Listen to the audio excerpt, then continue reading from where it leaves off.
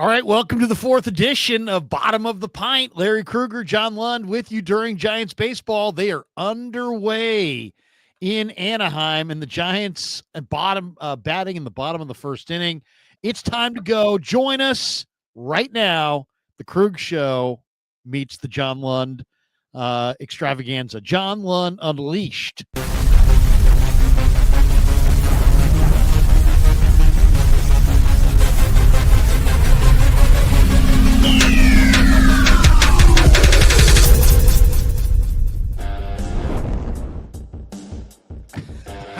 I like the pyrotechnics. Off and running.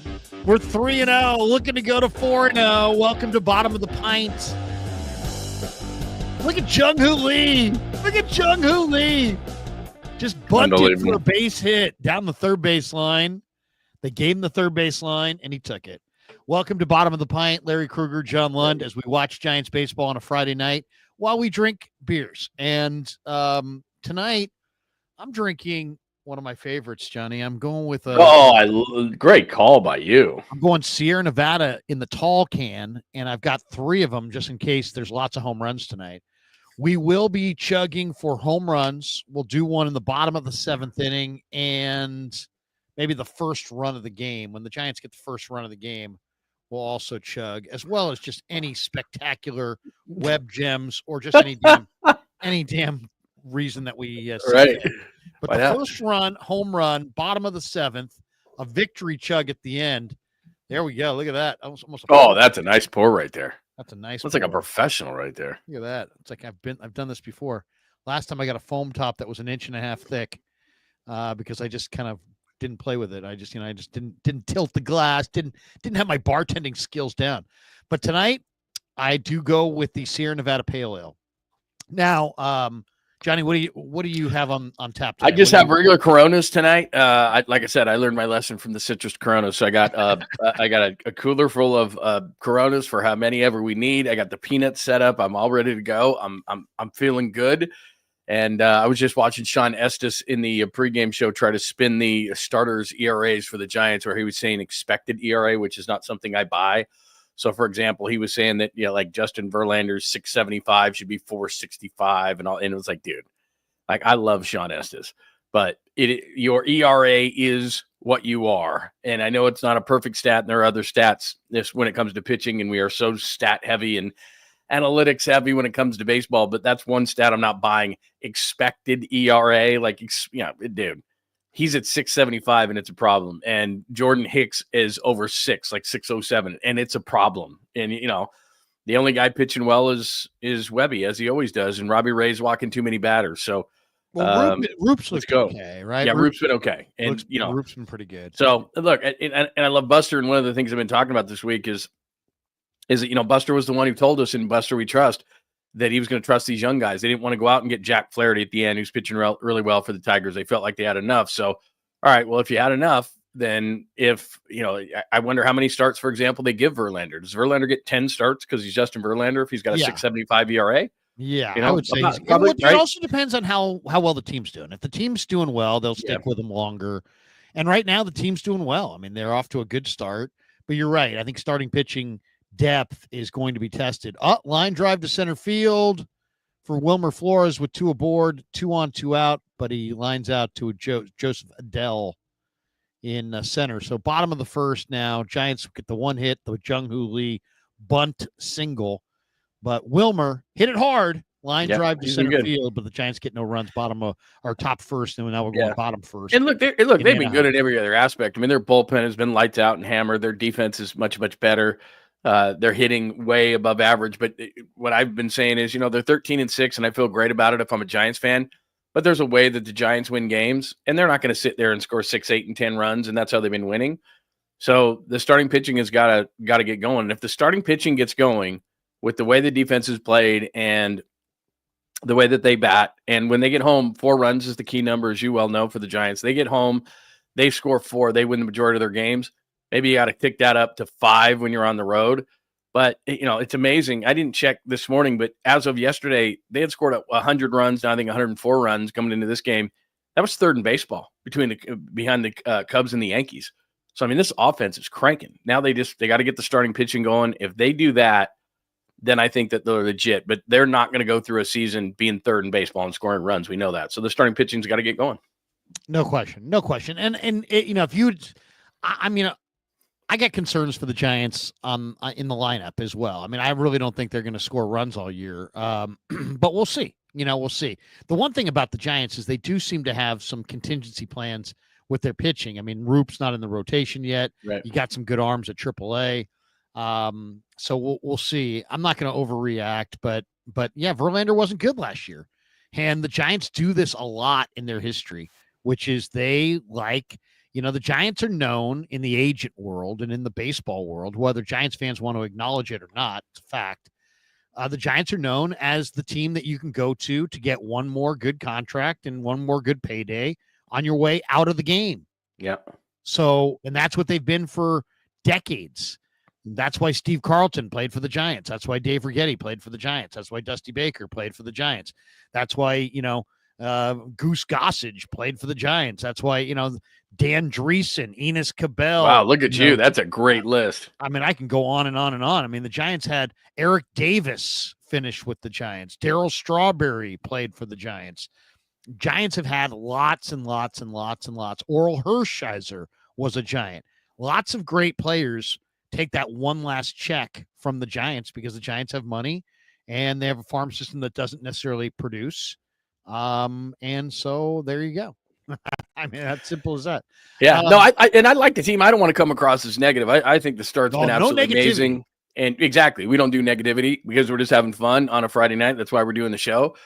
On the positive side, you know, Jung-Hoo Lee has been absolutely incredible, and Flores almost has, you know, he's way over the home run total. But as far as, you know, the RBIs and home runs, and I mean, the guy's just been absolutely amazing. And so they've had a bunch of guys, and, you know, Chapman's not really hitting. He's getting on base a ton, though, through base on balls, but, you know, Willie Adames isn't hitting yet. Chapman's not hitting yet. So, you know, I think Ramos is hitting the ball, you know, again, expected number, all that kind of things that you throw out there for baseball numbers. But while his numbers don't look great, he stings the ball at a, you know, pretty high level, his exit velocity and all this kind of thing. So, like, it's an encouraging start for the Giants, but we all know how the Giants win. They win with pitching.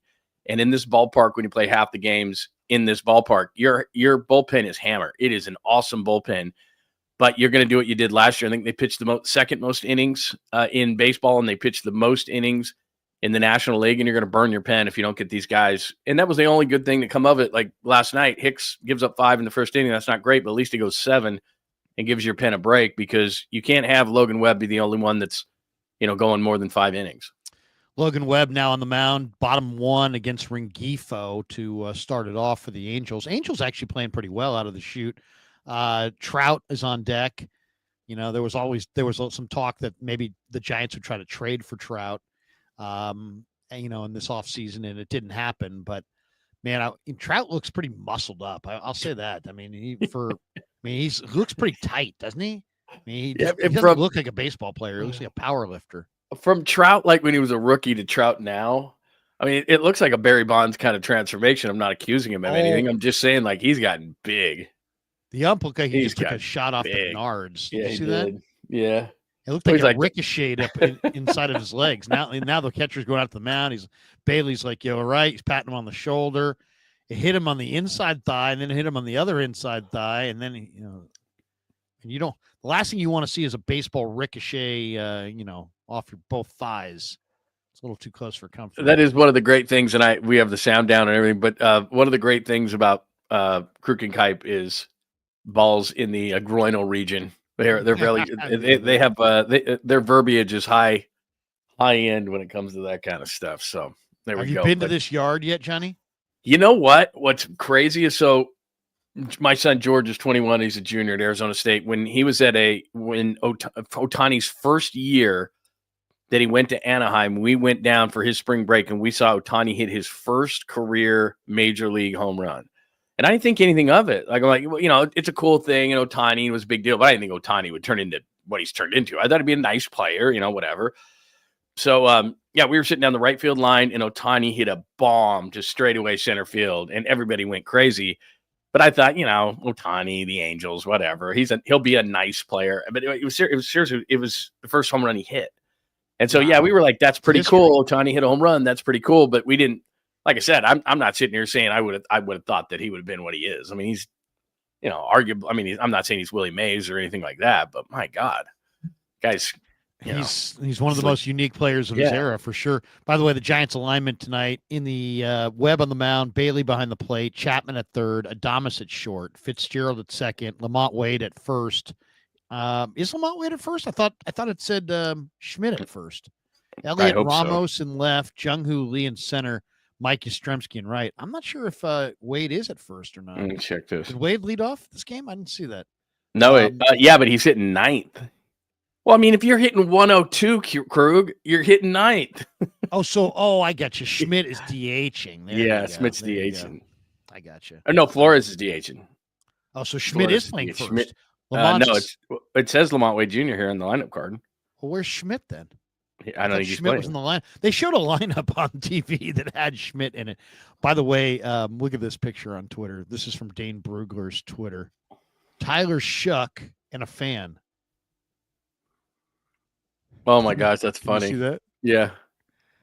It's Brock Purdy and Tyler Shuck going to prom or something. God, look how young they both are. My God. Brock looks about like that now. My goodness, man. That is hilarious. That's crazy. That is it's sad. To look at Trout just because of all the injuries. He has 6 home runs, 14 RBIs, and he just struck out on a ball on the corner there. But he's hitting $179. He's hitting 179. Like, I bet the Angels, if they could move him, they'd move him, but they just can't. I mean, he's got, I don't know how much he has on that contract left.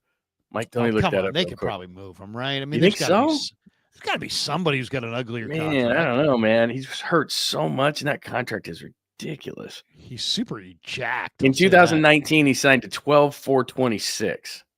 So what are we, 5 years into that? So he's still got 7 years and probably, oh my God, look at this contract. It is atrocious. So he's getting paid $37 million for the next 1, 2, 3, 4, 5. I guess it's not that bad. 6 years. So he's got about $240 million left on the contract over the next 6. Oof. Wow. No, man. 6. And how old is he? He's 33. He's 33 years old and 6 years and about 240 left on the deal. That's going to be hard to move the way he's playing. We're getting a couple supers out of the way here. We've got Fuji Simeon 13. He says, "Where's the grill cam, John? Larry, where's the keg?" We were talking this morning on my studio. I have a camera here that I have to wire up to it works. It works on the outside, but it's not where my grills are. So it shows like if somebody's going to enter into it, if anyone were to break in or something like that. But I have to rig it if I want it to look at the grills, and I haven't been able to do that yet. So that's what he's talking about. So I apologize because I said this morning I would, and I got a honeydew list together, man. So I haven't done it.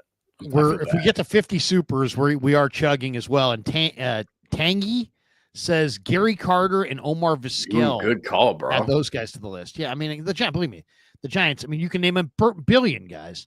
Roberto Hernandez, Danny Darwin, Wilson Alvarez. God, that's a good point. Like at the end of their careers, a lot of those guys, like you said, just at the end, were like, the Giants, Randy Johnson. Oh my God, that's right. I mean, Giants had Randy Johnson. Actually, Kev made the incentive for us to chug at 20. Oh, 20 today? Supers.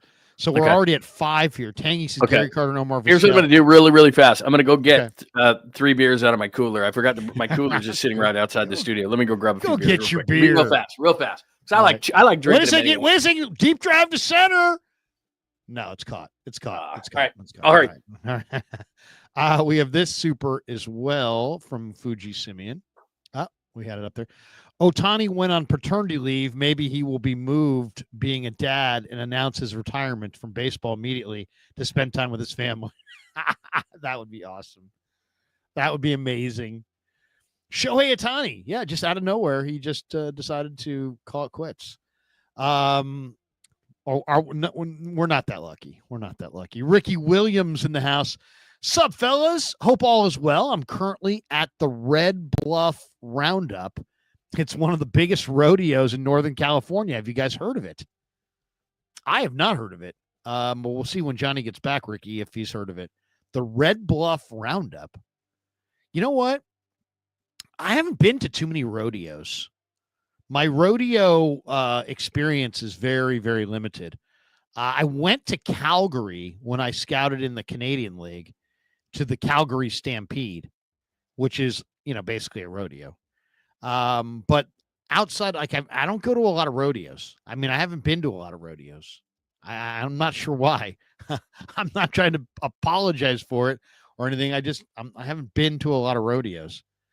But I definitely Ricky Williams. We'll mention that to Johnny when he gets back. Line drive to third, out. So hit it well. Bailey hit it well, but right at the third baseman. 2 outs, top second, no score in. Is it still calling it Edison Field in Anaheim? It's basically across the street from Disneyland. It'd be really weird to live in Anaheim. Imagine if you live. Disneyland has fireworks every night in the summer. Could you imagine living in a place where every single night there was a fireworks show, like outside your house? That's Disney in the summer. They have a fireworks show every night. That's right. Night. I grew up right by that stadium. I grew up near Anaheim in a place called Yorba Linda, which is probably where that stadium is. Probably 5 miles. 5 miles from that stadium. Who's in Yorba? Who's a Yorba Linda person? Remember that couple that used to on the real estate channel? They got divorced. Oh, that's right. Yeah. What was her name? Tarek. Yeah, and she got remarried like 3 times. She's a nightmare. She got married a few times. She's really pretty blonde, but she was a pretty blonde. Nightmare. He seemed like he had some issues. But they they always found him in the woods, like Yorba Linda. They were always buying in Yorba Linda. We lived there, and so I mean, like I said, we were in the shadow of Anaheim Stadium, but I was never a Rams fan. I was never an Angels fan, like Tolbert's an Angels fan. I was never an Angels fan, anything like that.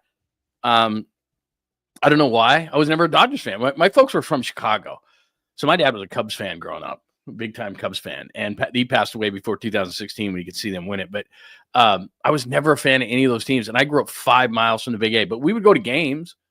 We go to game Doug DeCinces and Bobby Gritch and Rod Carew, and we'd go to wemes. We just weren't Angels fans. Reggie was there. Rod Carew, it's not a horrible stadium. It's not a great stadium, but I wouldn't say it's a horrible stadium. I didn't go when it was the Big A. But I went in like 2002.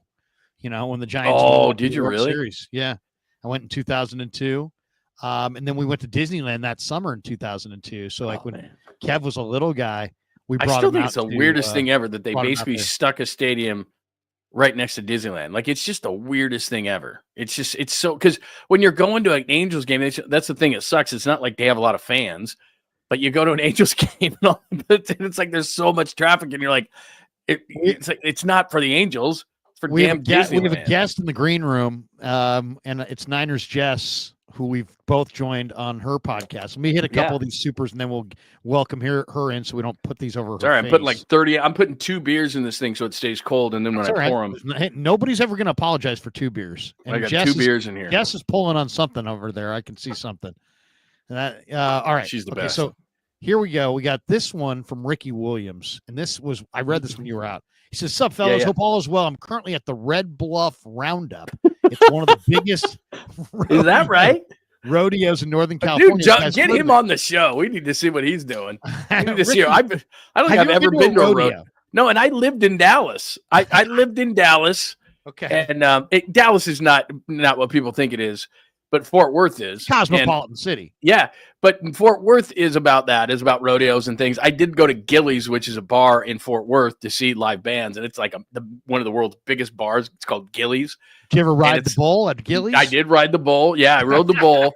Not well, but I have ridden a bull. Overserved, ridden a bull, and that was the only way I got on there. But I've never been to a rodeo. But I lived in Dallas for a short period of time. But I lived in Dallas.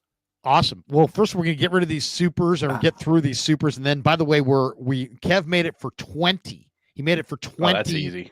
So we'll be chugging every 20. We're at 7 right now. Claudaddy Arcade's in the house, one of the sponsors of the Krug Show. He's the best. Claudaddy. He's got 3 locations in Southern California. He's got multiple locations in the Central Valley. And he's got a location coming here in Northern California, and he's a great follow on Instagram. So follow him on Instagram at claw_daddy_arcades and find a location near you. You see who's at bat right now, by the way? Jorge Soler. Fresno, Modesto, and 3 down in SoCal. Jorge Soler. We hardly knew ye. We hardly knew ye, Jorge. Okay, so we got Claw Daddy weighs in. He says, headed to Saturday and Sunday's game at Angel Stadium. Can't wait to watch live and listen to John Miller in the earpiece. Cheers. That's the way to do it. That's the way to do it. No kidding. Claw Daddy, enjoy that. Is the way to do it. Can we hook him up somehow? We get John to go down there and say hello. Problem with John saying hello is John would take 10 minutes to say hello. Claw Daddy, I knew a story back in 1973. And all of a sudden they're like, dude, I got to go to my seat. And you got to go work. He's like, yeah, they'll wait for me. Dave Fleming will have the call. But I have a story for you. Story about Donkey Kong. One time I ate crab in the claws and Claw Daddy. And I mean, John Miller could go 10.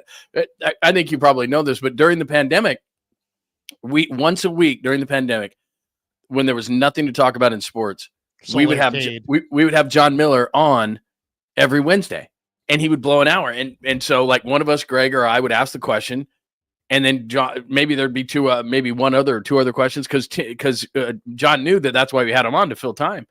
So he would just go off. He'd tell like 3 or 4 stories. We didn't even have to ask a question.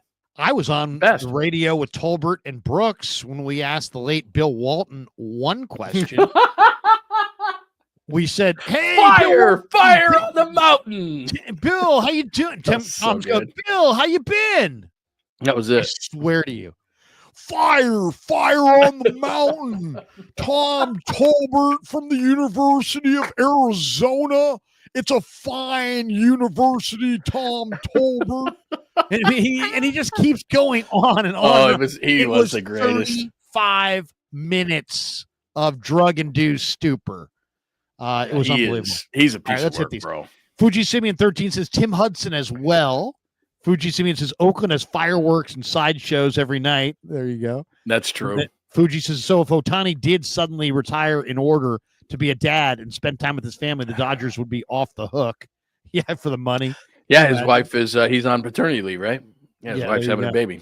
Never come back, Shohei. On that exactly. Please we welcome to Niners Jess from East Coast. Oh, very nice. Very nice. How are you? I'm doing good. How about you guys? Oh, we're never better, man. Let's all toast. Yeah. You go pop this new one. There you go. Oh, very nice. Look at that. She's got the ultra. Here's to the draft. Here's to hitting at pick 11 and every other pick because they need to. Three chugs for each missed pick devoted to Trey Lance. Oh my God, I know, right? Oh, please. Brutal. Ugh. What do you think? Who they taking? Jess, who they taking? Give us your prediction. I would like Walter Nolan at 11. Ooh, the D tackle out of Ole Miss. All right. Yes, I like that. Yeah. I like him. I'm hoping they might. I saw him mock like into the second round. I'm not afraid of Shamar Stewart. Not afraid. Oh, that's your latest guy. I've seen your stuff. That's your latest guy. I'm just not afraid of him. I mean, I know there's a lot of people who are like, he has no sacks, and it's like, you know what? This isn't my first rodeo, and Shamar Stewart. Well, actually, this is my first rodeo, but I have a hat that says that actually. But Shamar Stewart, I'm not. I hate to say this, but because my neighbor was an A&M fan and growing up, so my dad went to USF. So my neighbor's like, "Who's your college football team?" I said, "I don't have one." And his parents were like, "You're an A&M fan." So, and I was like 9, so I listened to them. So I've been rooting for Texas A&M since I was 9. So I watch all the games. Yeah, I didn't know that. Tape A&M every week. I watch every single game. Drive to center field. Jung-Hoo in the gap. There we go. Off the wall. Angels. Looks like a little double there. Double off Webb. We got 2 out. We're all right. Two out double. All right. Shanuel. Looks like a misspelling. Anyway, but I understand. I do understand the people that are nervous about Shamar Stewart, but as somebody who watches A&M every week, his sack total is down because he really didn't play that defensive end spot much. He kind of was more of an interior player at times. They moved him around. They had a lot of different guys, Scorton, Shamar Turner. They had a really good line. And they just moved this guy around. He's awesome against the run. Nobody ever is going to play harder. And Danielle Hunter, in the exact same career, basically, at LSU, 3 years, 4.5 sacks. Guys, Danielle Hunter has 99.5 career sacks in the NFL. You think this guy's going to be that? Yeah, I do. I actually think this guy's going to be awesome. I had Brugler on yesterday. That's going to air on tomorrow's KMBR Niner pregame or pre-draft show. And Brugler loves him. Says his best football's ahead. Says when you see this guy was the best player in Mobile. He only played for 2 days in Mobile, and they shut it down because he was that dominant. So I do get it, because there's a lot of the Niners have whiffed a ton, and we all should be very skeptical about their ability to pick players in the draft, because they just haven't done a very good job, especially on day one. Especially in the first round. I would rather have Walter Nolan, but there is no such thing as the perfect prospect, and I'm not afraid of Shamar Stewart. If you had Stewart opposite Bosa, if Chris and Saleh give Shamar the thumbs up, that's good enough for me. Good enough for me. Nah. Yeah, I like Walter Nolan. I think I'm a little nervous about the D tackle from Oregon. I'm a little nervous Derek about Harmon. Derek Harmon. You are? Yeah, I'm not a fan. Yeah, I'm not a fan. It's funny, too, because I asked Brugler that, too. I said, you have Walter Nolan and Kenneth Grant behind. Line drive to left, goes through Adamas. Damn it. And Shanuel, that water buffalo, scores 1-0 Angels. NATO with a single to left. NATO? Yep. There's a lot of no-name baseball players these days. Let's see this again. Should he have come up with this? Yeah, no, he should have had this. He should have had this. Craw has this. Oh, come on, bro. Come on, man. Yeah. You can't side saddle it. Play, bro. What are you playing for, my little league team? Yeah. You can't side saddle it. You got to take that off the chest. Yeah, he's got to, because at least if he knocks it down, they save the run. Yeah, 1-0 Angels. Man on second. So there you go. So you're fully updated. 1-0 Angels. Man on second. Kyron Paris at the plate. Another guy I haven't heard of. It's amazing how many baseball players I really haven't heard of. No. And I think I watch a lot of this stuff pretty regularly, but I just haven't heard of a lot of these baseball players. We were talking about Derek Harmon. I just don't love some of those numbers against the run. And you know what? We saw this year with Javon Hargrave what it looks like when you have a defensive tackle that doesn't play the run. Oh, my God. And Chapman blew one. Chapman just cut and they scored a run off it. Yeah, Damas would have made the play, but I think Chapman was probably like, oh, you're not going to make the play anyway. So Chapman cuts him off. Ball bounces into left center field, and the Angels score another run, 2-0. This was a ground ball to shortstop. Yeah, this is a ground ball to shortstop. And you got to let Adamas make that play. Chapman, like a 14-year-old playing with 12-year-olds. He was like Kelly Leach in the Bad News Bears trying to take every play. It's like, yeah, trying to take every play. That's what he did. He ricocheted off his glove, and the run scored easily. 2-0 Angels. Now man on first. Bottom of second. And now the hitter, Joe Adell, is complaining about something. What's he saying? He's complaining. Joe Adell, by the way, hitting a robust 188. But Derek Harmon's numbers against the run are not great. And I just think when you defensive tackles in the wide nine, the whole purpose of the wide nine is to set a severe and strong edge by getting up the field, forcing everything back in the middle of the field to defensive tackles, single to right, man moves to third. Got him. Oh no, he's got to. He was safe. I thought he was out. Adele going to second, and it looked like they tagged him out. The ball beat him there, but maybe the tag was bad. Melvin's checking he's not going to do it. Get it. He's safe. Second and third, 2 outs. At least they didn't score. Yeah, Angels up 2-0, and they're a single away from being up 4-0. Wow. We drink only for the Giants, right? That's right. But that's my concern. We better consider drinking for both teams. If you're going to be if the Niners are going to play the wide nine, and they are, the D tackles have got to be spectacular players that come off of blocks, that rush the passer, and can come off of blocks and make plays against the run. You're asking your tackles to basically, you're funneling everything back to them. and your inside linebackers. So the Niners have had great tackles in the past, great inside linebackers, and at times this scheme has been ideally suited to their personnel. Right now, it is not.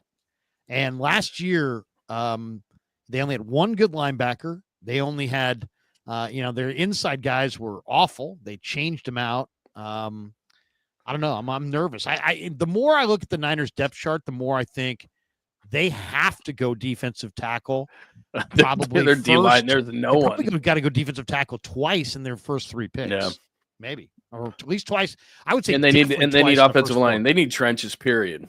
Yeah, they just need trenches. I mean, this is what it comes down to. Is they need. I would love it.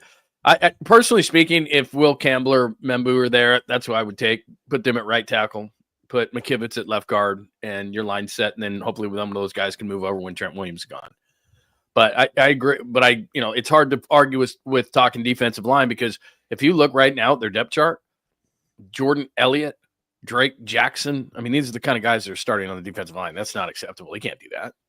Kevin Givens, Drake Jackson. I love Drake Jackson, but he just hasn't been able to get healthy, and he's still not healthy. Fuji Siemens' quarterback Jackson Dart is not attending the draft green room.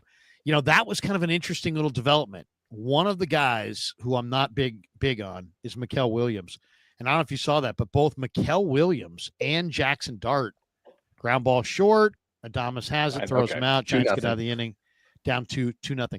But I don't know if you guys saw this. Jackson Dart and Mikael Williams, who both had committed to going to New York or to Green Bay for the draft, both pulled out. And you wonder on that. Anytime I see guys pulling out of the draft, I think they know they're dropping and they don't. Their agent, I'm sure, told them. Yeah. I mean, hey, right now you may go. You know what?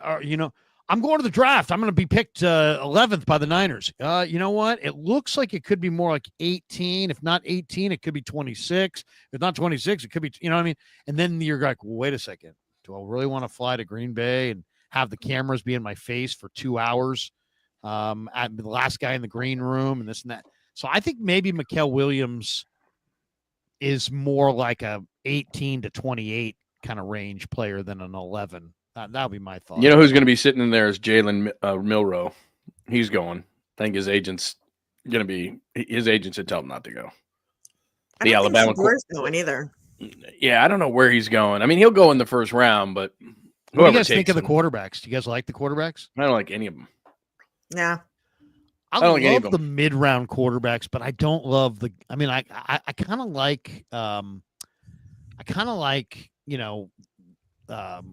Cam Ward quite a bit. I mean, I like Cam Ward. I think Cam Ward is a really, really intriguing prospect. He reminds me a lot of Lamar from the standpoint of when he runs, there's no fear. Like he'll run to the side by the sideline, and other guys like run out of bounds. Like, oh God, we can't let the defender hit me. Well, Lamar doesn't. He gets over to the sideline. He's like, hey, you want to take a shot? Go ahead. And this guy's kind of the same way. He's super, super tough. But I'm not a Shador guy. I don't like Lane Kiffin quarterbacks. That's why I don't like Jackson Dart. Milroe looked awful in the Senior Bowl practices, even though he does run in the 4.3s. Not a big Tyler Shugg fan. Everybody was falling in love with Shugg or Shuck from Louisville. But I kind of like Kyle McCord. I really like Riley Leonard. And I kind of like this kid Seth Hennigan and Brady Cook. So, I mean, there's some of these quarterbacks I kind of do think are pretty good. I just don't like, the top crew. I think if you start reaching in round one for Sanders and Dart and Milroe, Mel Kiper is comparing Shador Sanders to Joe Montana. Really? That's crazy. That's just clicks. That's what ESPN does. Just get clicks. By the way, I'm watching Lamont Wade Jr. with a 102 batting average. Like, how long? Bob Melvin goes with veterans. I get it. I understand what he does, and I understand why he's doing it. But I wish Casey Schmidt could hit, because he's a much better defensive first baseman already. He's a much better defensive infielder, and I wish he could be like a super U guy, but he can't hit well enough. But as I'm watching Lamont here, it's just the at bats. I mean, he just took a curveball at 80. It's like he's not getting on base. He's not doing anything. Like, how long can you go into it? It's still early. We're in April, but he's hitting a 102. And I know he's ninth in the lineup, but love of God, man. He plays a power position, and he has no power. If he played shortstop or second base, would be one thing. Then, hey, you know what? Took a fastball right down the middle. Like, he's it's 3-2, a 3-1 pitch, fastball right down the middle. Challenge me fastball 3-1 at 89 miles an hour. And he just lets it go. And he's awful. I mean, his at-bats are awful. It's not that he's just hitting 102. His at-bats are awful. He was having some great at-bats in spring. It's funny. He looked really good. Shows you how little that whole thing means in Arizona. I mean, look at the Giants. Giants are off to a hot start, and he's not Wade's not hitting. Look at Ramos. Ramos is hitting 222.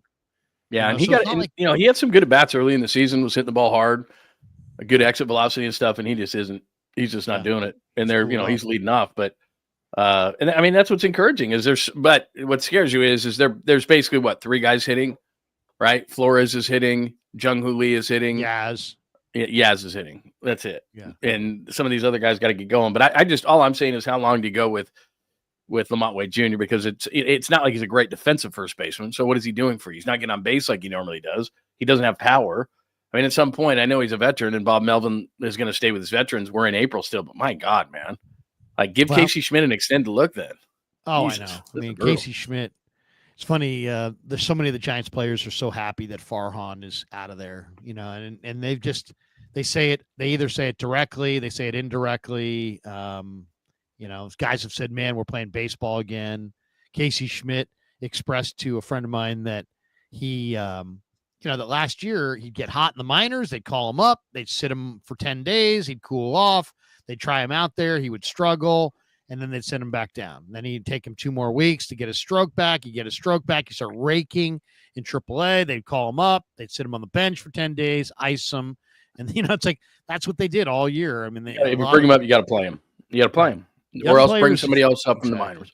Exactly. If you're going to bring up get in there. Elliot Ramos, a little bloop. Take that. There you go. He needs that. Giants need a bloop and a blast.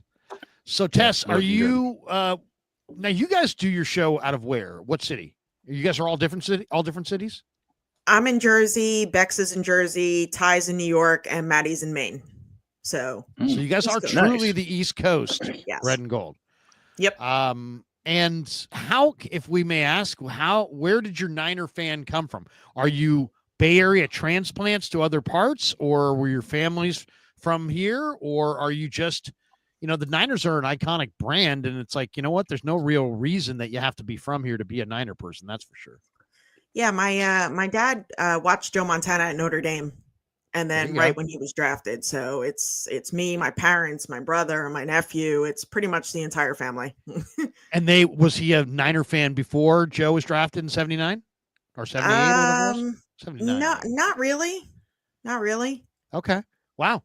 So that's the power of, how anybody becomes a fan.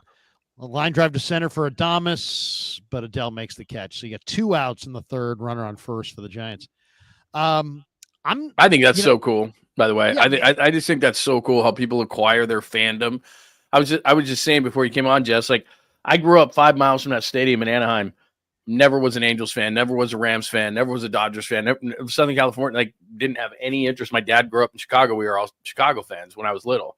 And it was just, I mean, we went to Anaheim all the time. We went to Rams games, went to Angels games. We weren't fans of them. We just went to the games to go to the games. Yeah. So I think it's so funny how you acquire your fandom. Yeah. And your guys' show, how often do you guys go live? Is it every week, or is it every other week? What's your guys' regular schedule? It's every Wednesday, 8 p.m. Eastern, 5 p.m. Pacific. Nice. And you've been in that spot for a while, huh? Because I know I've been on your show for the past probably 2.5 years. Nice.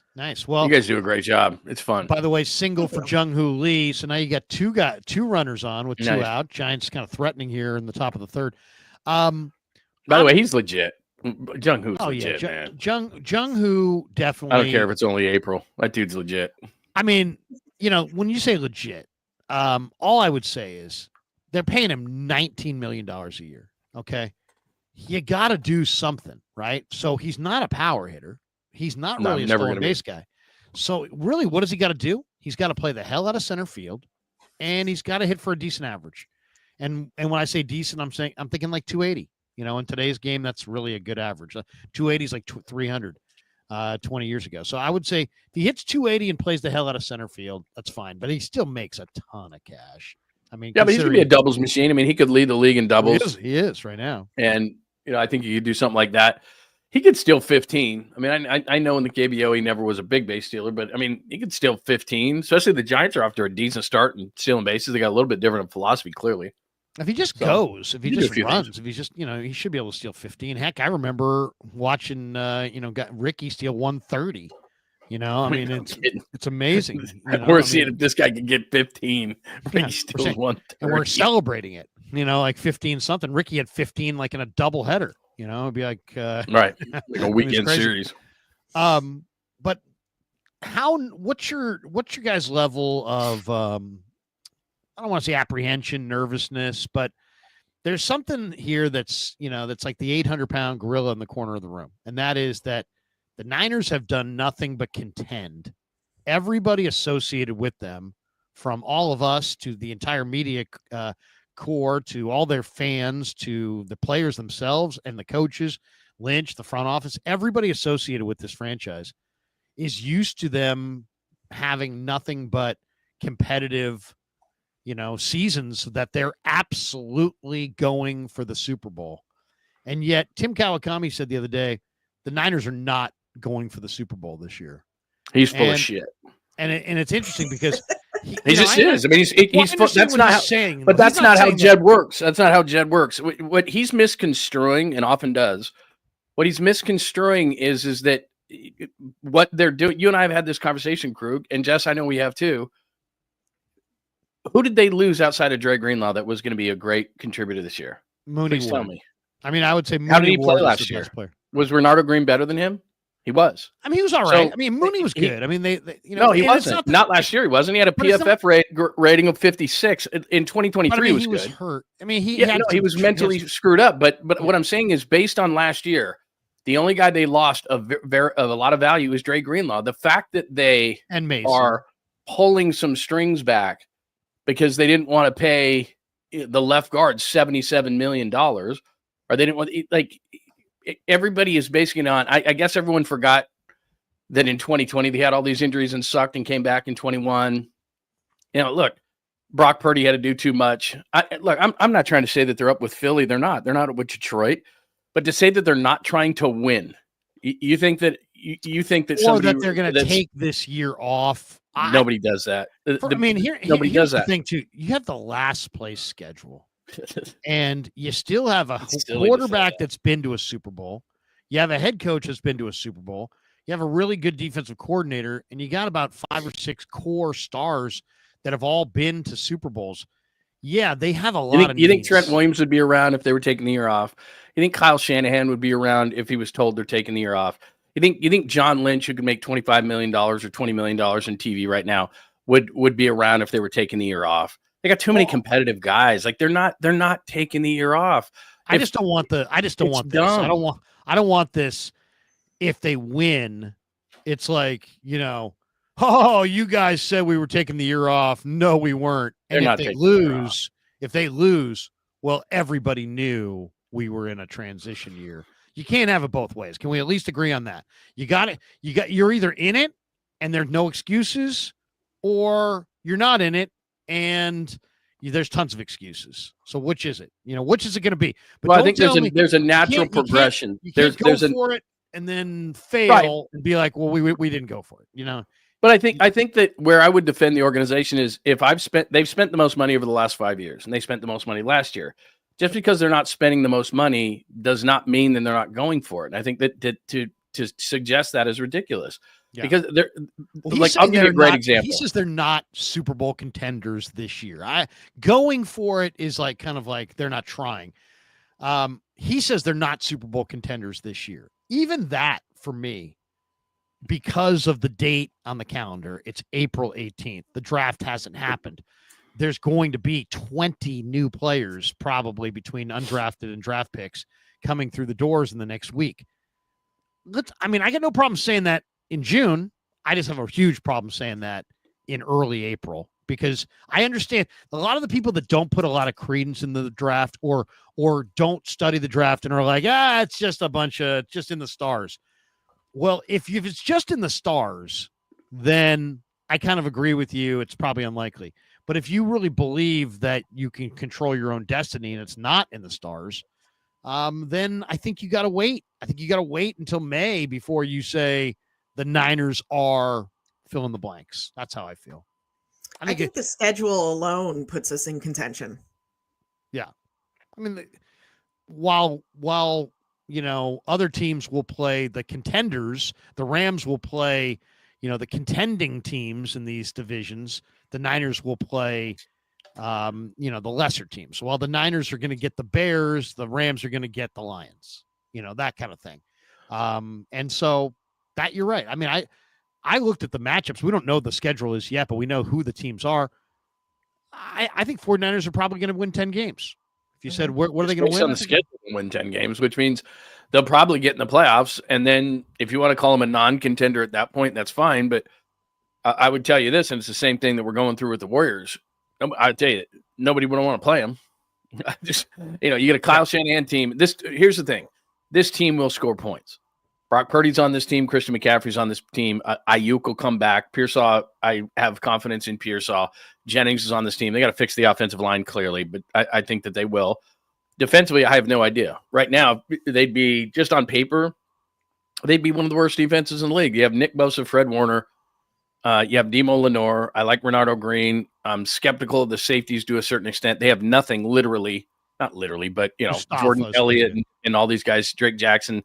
That's not going to get it done. So, and I don't have the utmost, belief in the draft, not because I don't think they can do it. It's just not realistic. They're not going to have a 1986 draft. That's like once every, 50 years. Even if you had that, it's going to be really hard to rely on rookies. So they may have to get a couple of guys and put it together with duct tape and whatever. But so defensively, they're going to struggle, but it certainly wouldn't surprise me if they scored 28 to 30 points a game. So given that the Rams are the only team that's a playoff team coming into Levi's, what are they going to do at home this year? Lose one, maybe they lose one, maybe they lose two. And then what can they do? 500 on the road. So like you said, I think they can win 10 games. I would agree in terms of they're not with Detroit and they're not with, Philly, and they're probably not with Green Bay, but I wouldn't want to see the 49ers come playoff time if they win 10 games and get in. What do you think, Jess? Yeah, I agree. I think I think we're a 10-win team next year. Even 11 wins, 12 wins. Like I'm very optimistic about this coming season. There's, some years you gotta, there's expectations. Other years you've got a different situation. I mean, the burden of expectations can be heavy. And to me, there was no choice. I mean, people were like, well, they opted to do this. They had no choice. They had no choice. You're going to get older and older and more and thinner and thinner and thinner as you're paying your quarterback. And it's like you had no choice but to take this route, to basically have give yourself a haircut and see if you can contend. But you know what? That's a lot of times these early years, especially if you got a bunch of good young players, can be some of the most fun years are these early years when there really aren't a lot of expectations and you're guys are coming out of the woodwork and surprising, but they are going to need, and I made a list of what I felt like they needed in this draft. They got to redo that defensive line. They got to get a swing left tackle and probably on the offensive line and probably a young interior player, somebody who can play left guard. They need to rebuild the linebacking core and they need some dynamic weapons on offense. Doesn't matter what position, really. Wide receiver, running back, tight end. They just need some dynamic guys who can be, without Debo, without Ayuk. They just need to add all that. If they can add and probably a corner. If they can find a corner, a dynamic weapon or two, an offensive line addition, and rebuild the defensive line, what the Rams were able to do in 2 short drafts, I think it could be, they could be back on top in a short amount of time or back in the mix, let's say, to be on top. But it's going to take all those things. I take exception with the fact that they're acting as if a team that is this competitive with a coach, with a general manager, with an owner that is this competitive to say that they're taking the year off. They're not. An organization like this doesn't. Most organizations don't. The ones who do are, the Jacksonvilles of the world and the Clippers and, organizations that have really sucked at the bottom and they know where they are in the pecking order. Yeah, they're rebuilding. The 49ers aren't rebuilding because if they were, Trent Williams would ask out. If they were, John Lynch would go back to TV. I mean, go to Kyle Shanahan and, up close enough so that he can hit you and say, hey, Kyle, heard you just kind of taking this year off. See what he says and see what kind of face. I mean, it's so foreign. I mean, it's a foreign concept to them. Yeah, I mean, they don't do it, but it's not. They may not win 12 games and be a Super Bowl contender, but like you said, it's something they had to do so that. But it doesn't mean that Jed York isn't burning to win that Super Bowl. I mean, Tim wrote that before, and it's just flat not true. I know it for a fact. I mean, it's not accurate.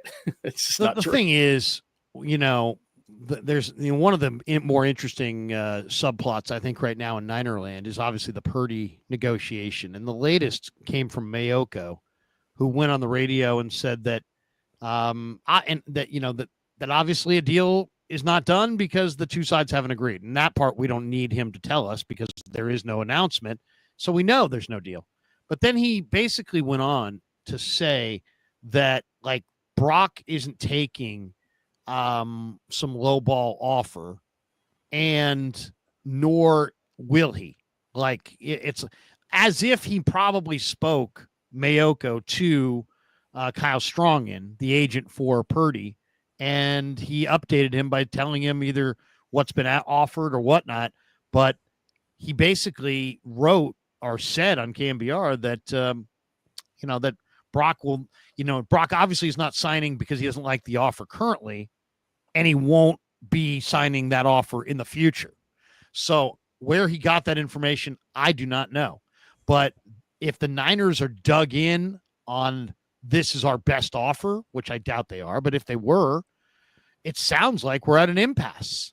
And what's interesting here is the 49ers have a publicly stated goal of being ruthless in negotiations going forward. And yet they need to have this player, you would think, on the field, because from what I can tell, no team's ever won a Super Bowl ever with a quarterback that held out of training camp. So I think it'll be interesting to see when this gets done, if it gets done. Hopefully it gets done. Deep drive to left. Fair? Foul. I thought we were drinking there. By the way, 2-0 Angels. Yeah, I don't know. I feel like we were debating like what's the deadline? What's the date? I think the deadline is phase 3 of OTAs. It's not phase 1. It's not phase 2. Phase 1's a classroom thing. He can, whether he's there or not, he can learn it all. Phase 2 is their first get together on the field. But when the first time the 11-11 drills happen, the team drills for the install is in May after the draft. And I gotta believe that Brock Purdy does not want Mac Jones to be out there with the ones leading the team. I think that's where Brock is like told his agent, I want to be there. So to me, I think if we get beyond that mini camp and he's still not on the field, that's when I'm going to get nervous. Until then, it seems like it's probably going to get done. There's no reason to believe it's not going to get done. But once again, if he's not on the field for the third phase of OTAs, that will be a bad sign. That means that he's missing field work, and he's got new receivers. He's probably going to need some field work time with them. Drive to left. No. No. Oh, man. Hey, man, we're bad luck. Although I remember the opener, we started a little slow and we were thinking we were going to drink it all, but then we did things to get picked up. But top of fourth, 1 out, Flores flies deep to left, and it's 2-0 Angels. So we're not getting much. A couple more supers here. Ricky Williams says, who's the better college player, Riley Leonard or Brock Purdy? He knows he's going at me because I'm a Riley Leonard fan. I do like Riley Leonard. How about this one, Ricky? Who made more last year? Riley Leonard at Notre Dame or Brock Purdy with the Niners? And the answer is Riley Leonard at Notre Dame. I think, what did Brock make this last year? $900,000? $950,000? Yeah. But then, Toyota took care of him. Yeah. He's got to pay taxes on those. He's got to pay taxes on those trucks, though. NIL $1.6 million for Riley Leonard. Did he really? Guys, yeah. for Notre Dame this year. Do you guys have a should the Niners draft a quarterback? And here's the thing, if the Niners wind up, I was talking to somebody about this today. The Niners wind up drafting a quarterback before the 5th round. I think that's going to make a bunch of people go, what? Right? I mean, Brock Purdy's 25. You have Mac Jones, you have Tanner Mordecai, and you got a bevy of needs everywhere you look. If you're picking a quarterback in anything but the 6th or 7th round, I think that's going to make people go, what are you doing? What do you guys think? Or is there a day 3 quarterback that you guys like? I don't think we draft a quarterback. You don't think so? No. I agree. I think there's too many needs. I mean, I like a lot of these guys. I agree. Look, if I'm a quarterback needy team, I'm not that high on Cam Ward like everybody else is. I watched a boatload of college football. I watched him at Washington State a lot, because I watched a ton of Pac-12 before obviously the conference fell apart. I didn't hear anybody talking about Cam Ward other than maybe a mid-rounder to a free agent. And then all of a sudden he goes to Miami and he's the first overall pick. Sorry, I just don't buy it. I don't want to be in the Shedeur Sanders business. I would skip all those guys, except for then you get into these mid-rounds and you look at a guy like Will Howard. You look at Kyle McCord. There's a certain amount of quarterbacks, that in the mid-rounds I would take. I don't want to be in on the early rounds with these guys. I don't like any of them. McCord. I like McCord. Well, he's from Syracuse and Papa's biased, so that's it doesn't hold any water. But he does. If I'm the Niners, I agree with you, Jess. They just have so many needs. They brought in Mac Jones. He's like a rookie. He had a good year in New England the first year, and then he completely fell apart. He's a dumpster fire. So he's going to be your backup quarterback. So you're going to use a pick when you have no defensive lineman. You need a linebacker. You probably need a free safety. You might need a corner. You need some depth at wide receiver. You need some depth at running back. You need offensive line help. Like you don't have that many picks. Even if you trade back a couple times to get a couple extra picks, 11's a lot. Even if you had 12 or 13 picks, you don't have the luxury to take a quarterback. It's just not. It's not really a pressing need. And I think they need depth at so many different positions. Like even at linebacker, to me, D. Winters is not a starter, and Jalen Graham and those guys, they've always had really good depth at linebacker that they could use at special teams.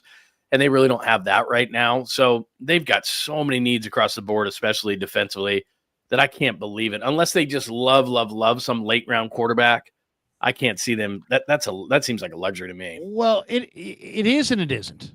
I mean, what round did the Eagles take Tanner McKee? Because Tanner McKee is a good he's quarterback. Like a 4th rounder. He's a good quarterback, man. He is an absolute good quarterback. Such a good quarterback that they got rid of the other guy, Pickett. They just said, see ya. So Tanner McKee, they drafted in the 5th round or 6th round. Let's see what it says here. Let me see. But it was a day 3 pick. And to me, it's not a necessity. A 6th round. If you have a quarterback that you like, I mean, Tanner McKee is going to play really well in the next year. And my prediction is he's probably going to wind up overtaking Hurts, and they'll wind up trading Hurts. But they might not. This kid may show something, but show not enough to take over the team, and they could trade McKee. But they are going to either trade McKee or trade Hurts, and they're going to get a whole lot more than what they invested in McKee in the 6th round pick. And so all I'm saying is, if you like a guy, there is no faster way to rebuild than to get a quarterback that you like. I mean, we said it right here. The Niners took Brock Purdy. He's totally changed their franchise, and look what they invested. Nothing. So if you really do think, and heck, I'd love to know who evaluated him. If you got somebody that evaluated him, well, how are they evaluating these guys? Because I will say this quarterback thing, it's like we act every year like everything's like, because this guy's ranked in the 1st round and that guy's ranked in the 2nd round by some group of anonymous people, that the 1st round guy is by definition better. And yet, look at all the 1st round. Well, that's how the national media acts. I mean, he's better. It's a myth. It's a myth. He's better than Trevor Lawrence, and nobody has a problem with Trevor Lawrence getting the money he got.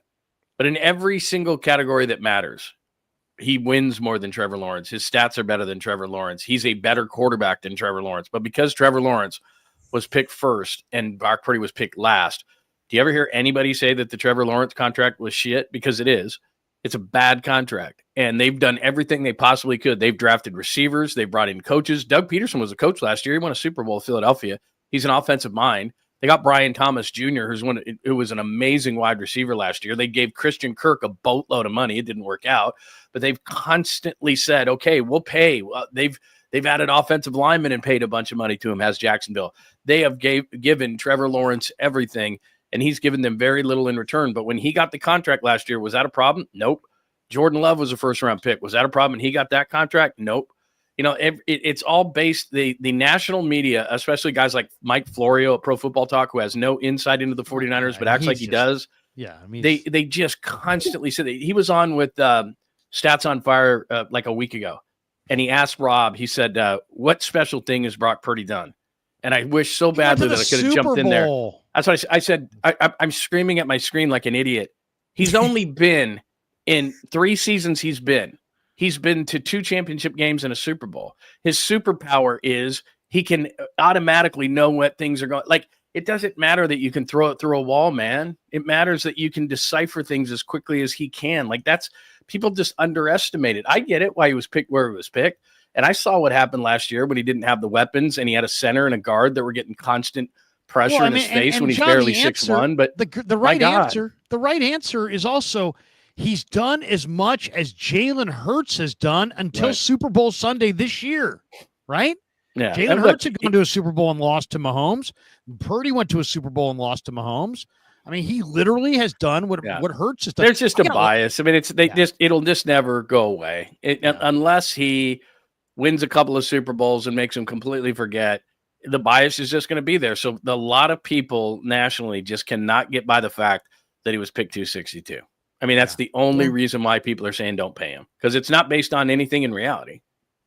I know. Let's hit a couple of these. Pine Needle says John Schmidt. Or he's talking about.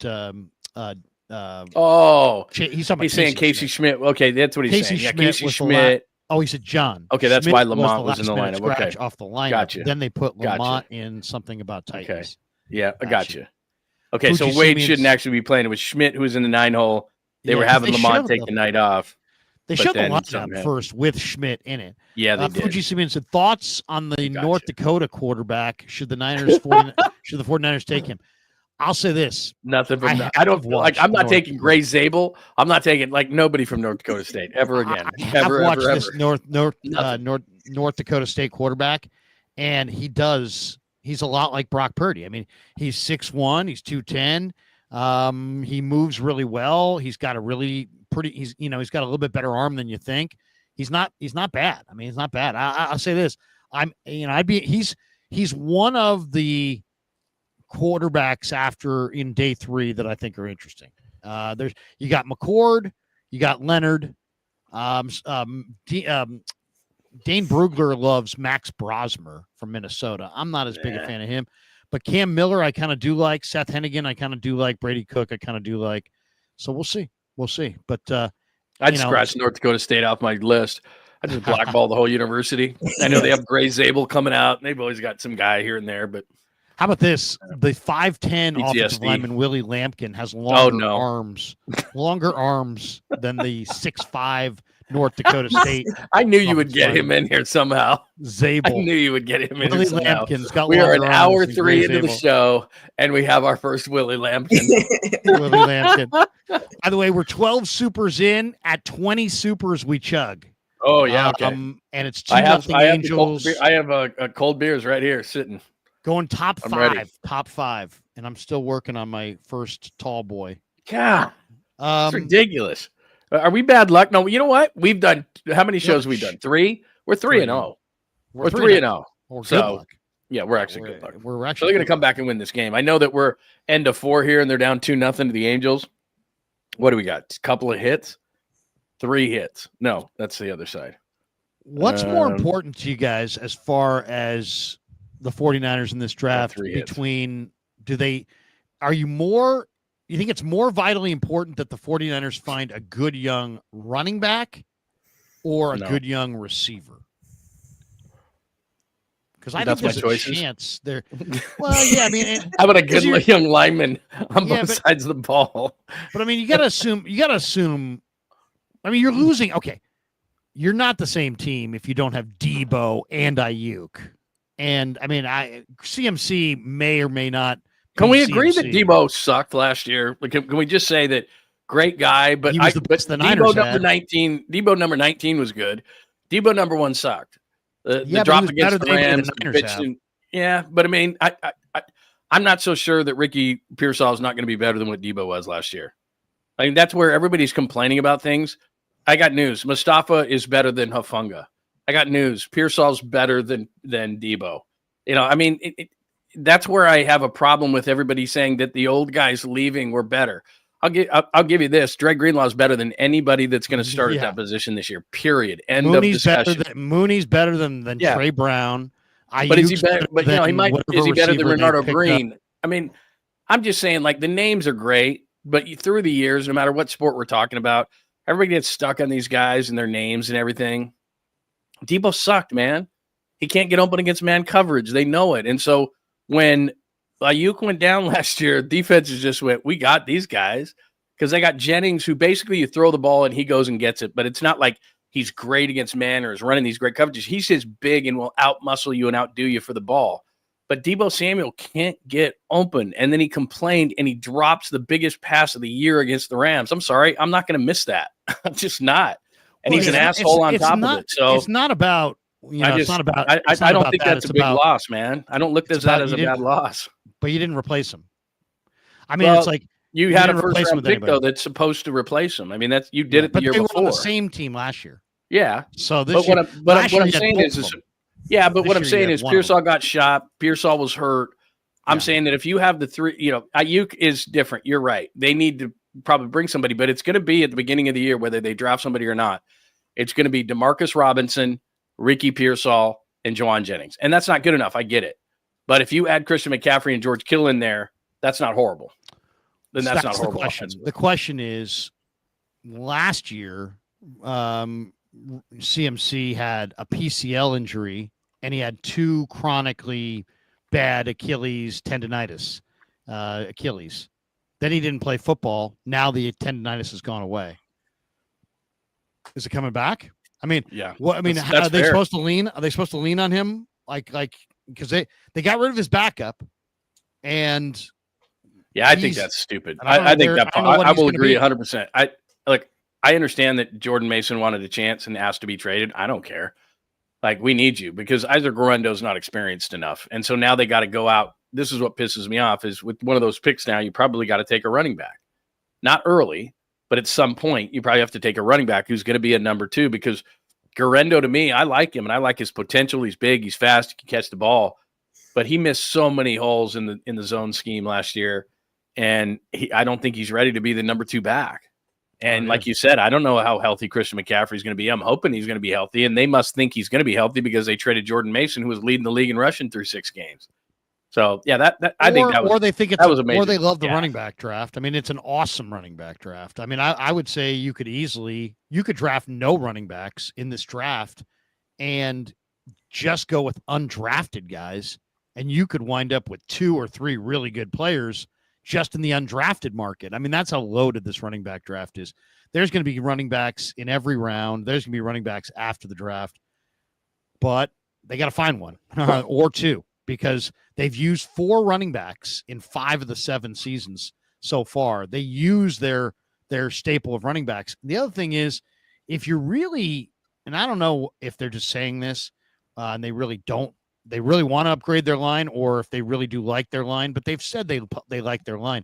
If you like your line, that's how your running backs got hurt, right? Is that your running backs were getting destroyed behind your line. So I guess that would be my question is, you listen to Lynch, he's like, hey, we got a good right tackle. Hey, we got a good center. But if you look at the numbers, the Niners were like 49th at right tackle in like pass run. I don't believe it. Win rate. When you're coming up on the draft, I wouldn't believe anything he says, because if you say you don't like your offensive line, then teams around you know you're going to take offensive line. Sure. I mean, from a leverage standpoint, you're going to lie. I mean, I love everybody on our team. They're never going to say anything bad. But the reality is, and we all know it, Trent's 37. I think that McKivitz Yeah, and I think McKivitz is going to be better inside than outside. I've been told that that's what they think. And so even though they don't hate him, and he could be their right tackle, and I'd be fine with it, my issue becomes at some point you have to replace Trent. And I think he's going to retire after this season. And so when you've got Trent Williams who's going to retire, you better take a tackle who you think can have a year under his belt, because you want a rookie left tackle who's going to protect the blind side of your newly minted $55 to $60 million quarterback, because I don't. You're not going to get lucky Joe Staley to Trent Williams again. So what you've great got to trade get somebody. that was, by the way. I was looking at some of the Niner transactions in past years. Do you realize what they traded to get Trent Williams? Was it a 3 and a 5, right? Yeah, a Something 3 like and a 5. I mean, that's that's a steal. For a premier offensive tackle that's got 5, 6, 7 years left. That's an amazing trade. Really, I mean, the 49ers have been buoyed by some amazing trades. They made that amazing trade. They also made the McCaffrey trade, which obviously was a really, really positive trade. Those two trades right there have helped the 49ers immensely. So, we'll see. This is going to be, I will say this. I get the vibe. For the love of God, by the way, we're never going to drink. No, it's nothing. Middle of 5, 2-0, and they have 3 hits. And the bats are terrible. I mean, Tyler Anderson looks like freaking Nolan Ryan tonight. Tyler Anderson is another guy, one of these guys that if you're left-handed, man, you can just go and go and go and pitch and pitch. This guy's pitching. Giants should have never let him go. Pitch for the Dodgers, pitch for, I mean, the guy, he just keeps going. Pitch for Pittsburgh, and he just looks good. He is shredding the Giants tonight. I mean, he is shredding the Giants tonight, man. My God. Anyway, where are you guys with the kicker? Oh God. Is Jake going to be the kicker? I know they're going to bring in competition, but I don't want to see him out there. John, how do you feel about another year of Jake? No, I mean, here's the thing. Here's where you don't know, and this is a big problem. And you and I have had this discussion many times.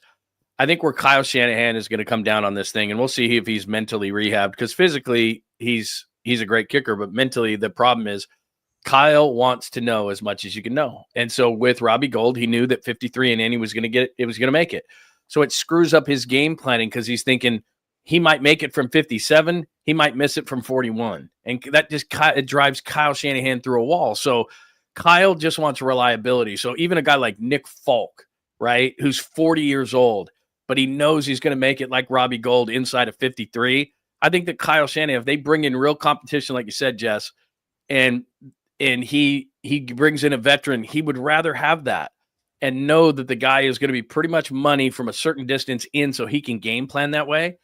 Because you think you're going to get 3, and then Jake doinks one off 41, and then you don't know if he's going to make an extra point after that. He's just not reliable. By the way, was 21 of 22 this last year. Like, he's 40. 5 of 5.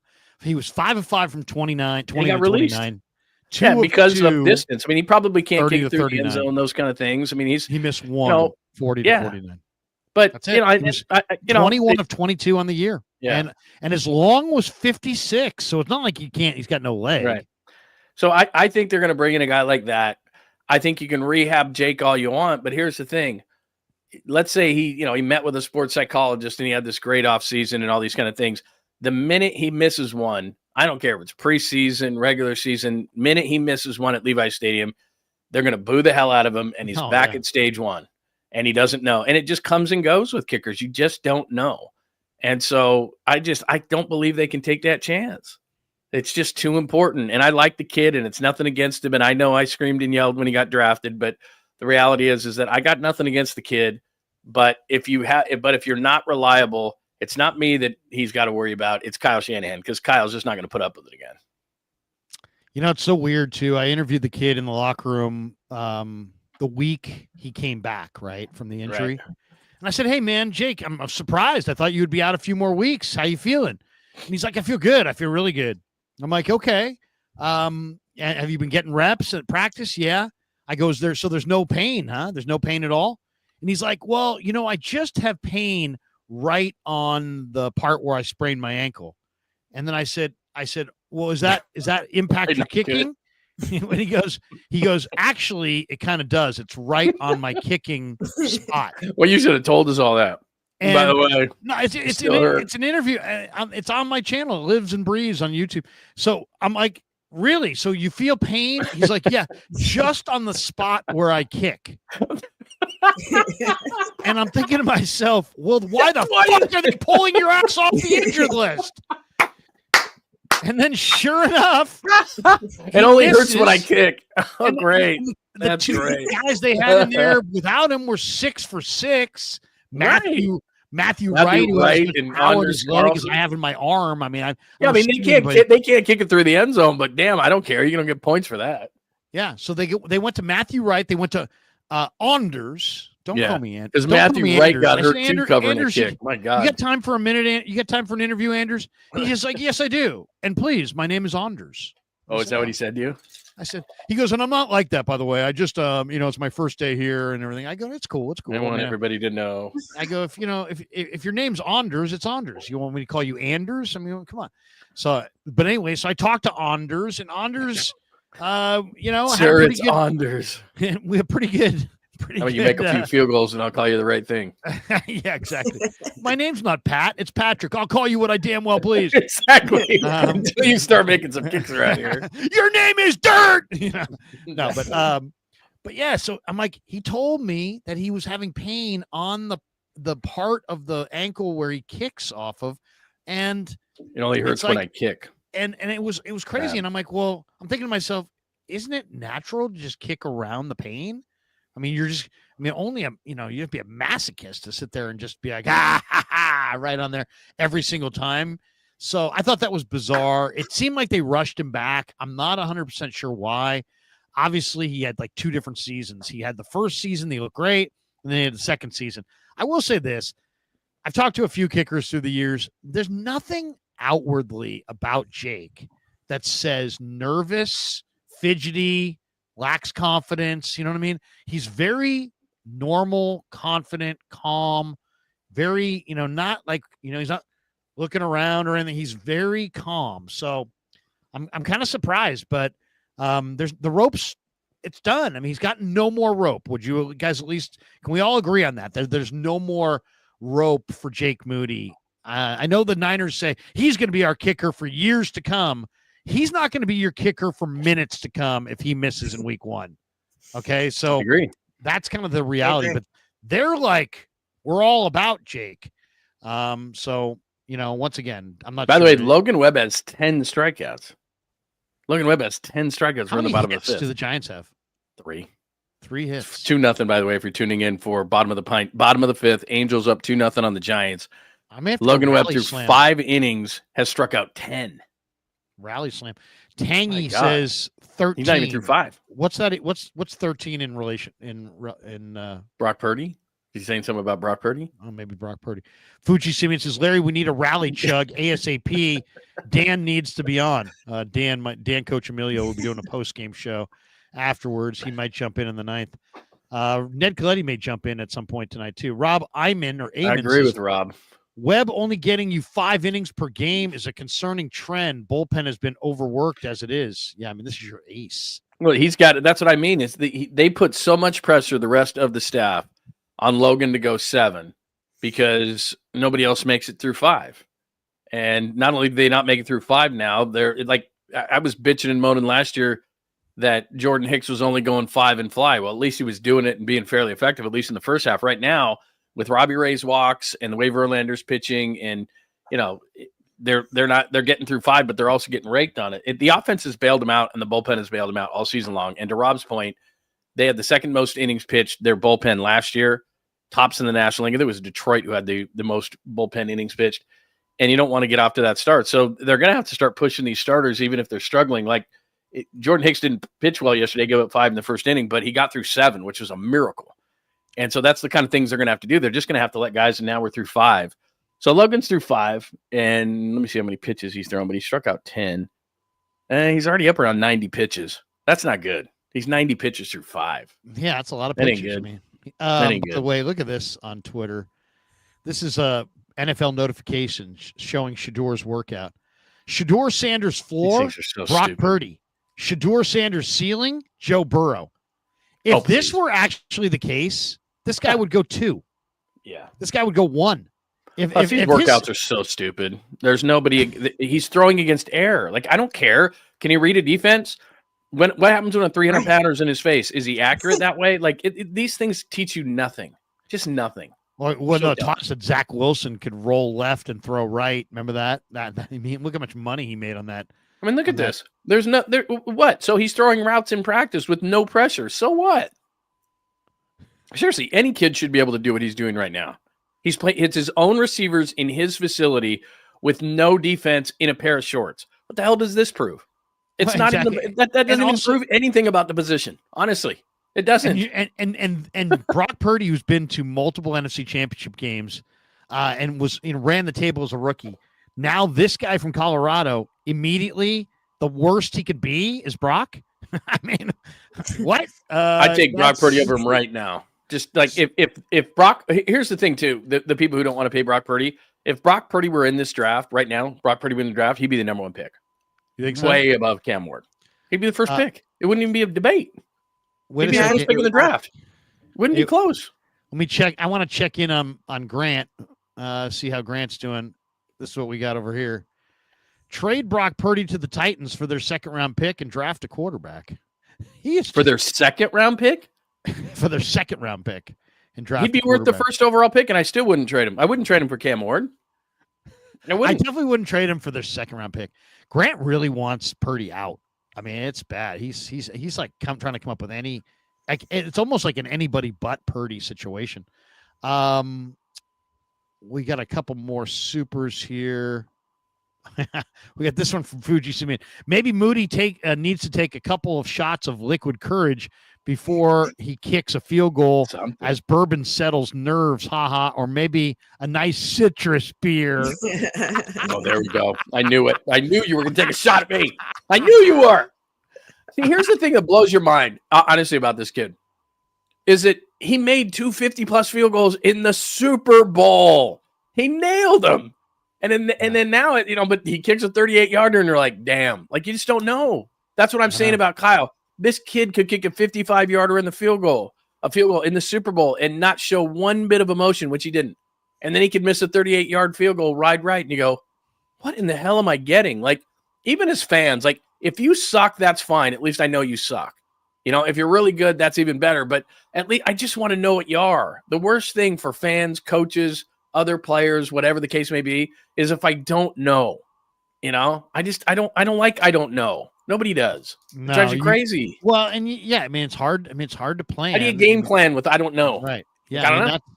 I'd rather have the kicker like the Niners had in the 70s with Ray Wersching, where Ray could not make one over 47, but he couldn't miss one under 42. I mean, if it was like 45 and in, he was money. Right. But he would miss from 45 to 55. Now today that's not enough, but back then that was pretty good.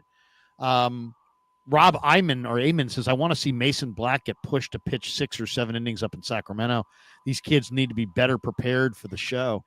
Yeah. Somebody said that Kyle Harrison was getting rocked today in Sacramento. Can somebody look that up? Because I'm too lazy to. What's that? Who was? Somebody was I guess Kyle Harrison was getting rocked tonight in Sacramento. I think Kyle Harrison might be I think he might be a reliever. I don't know if he's a starter. God, he doesn't have enough repertoire. He just doesn't have enough repertoire, man. In high school, man, he was so good. I remember I just saw his high school coach at in Walnut Creek at a pizza place the other night, and Dave Jeans was in there, and I was like, man, Harrison's really struggling. I know he didn't want to talk about it, but Harrison showed up in spring training, and there's just no velocity.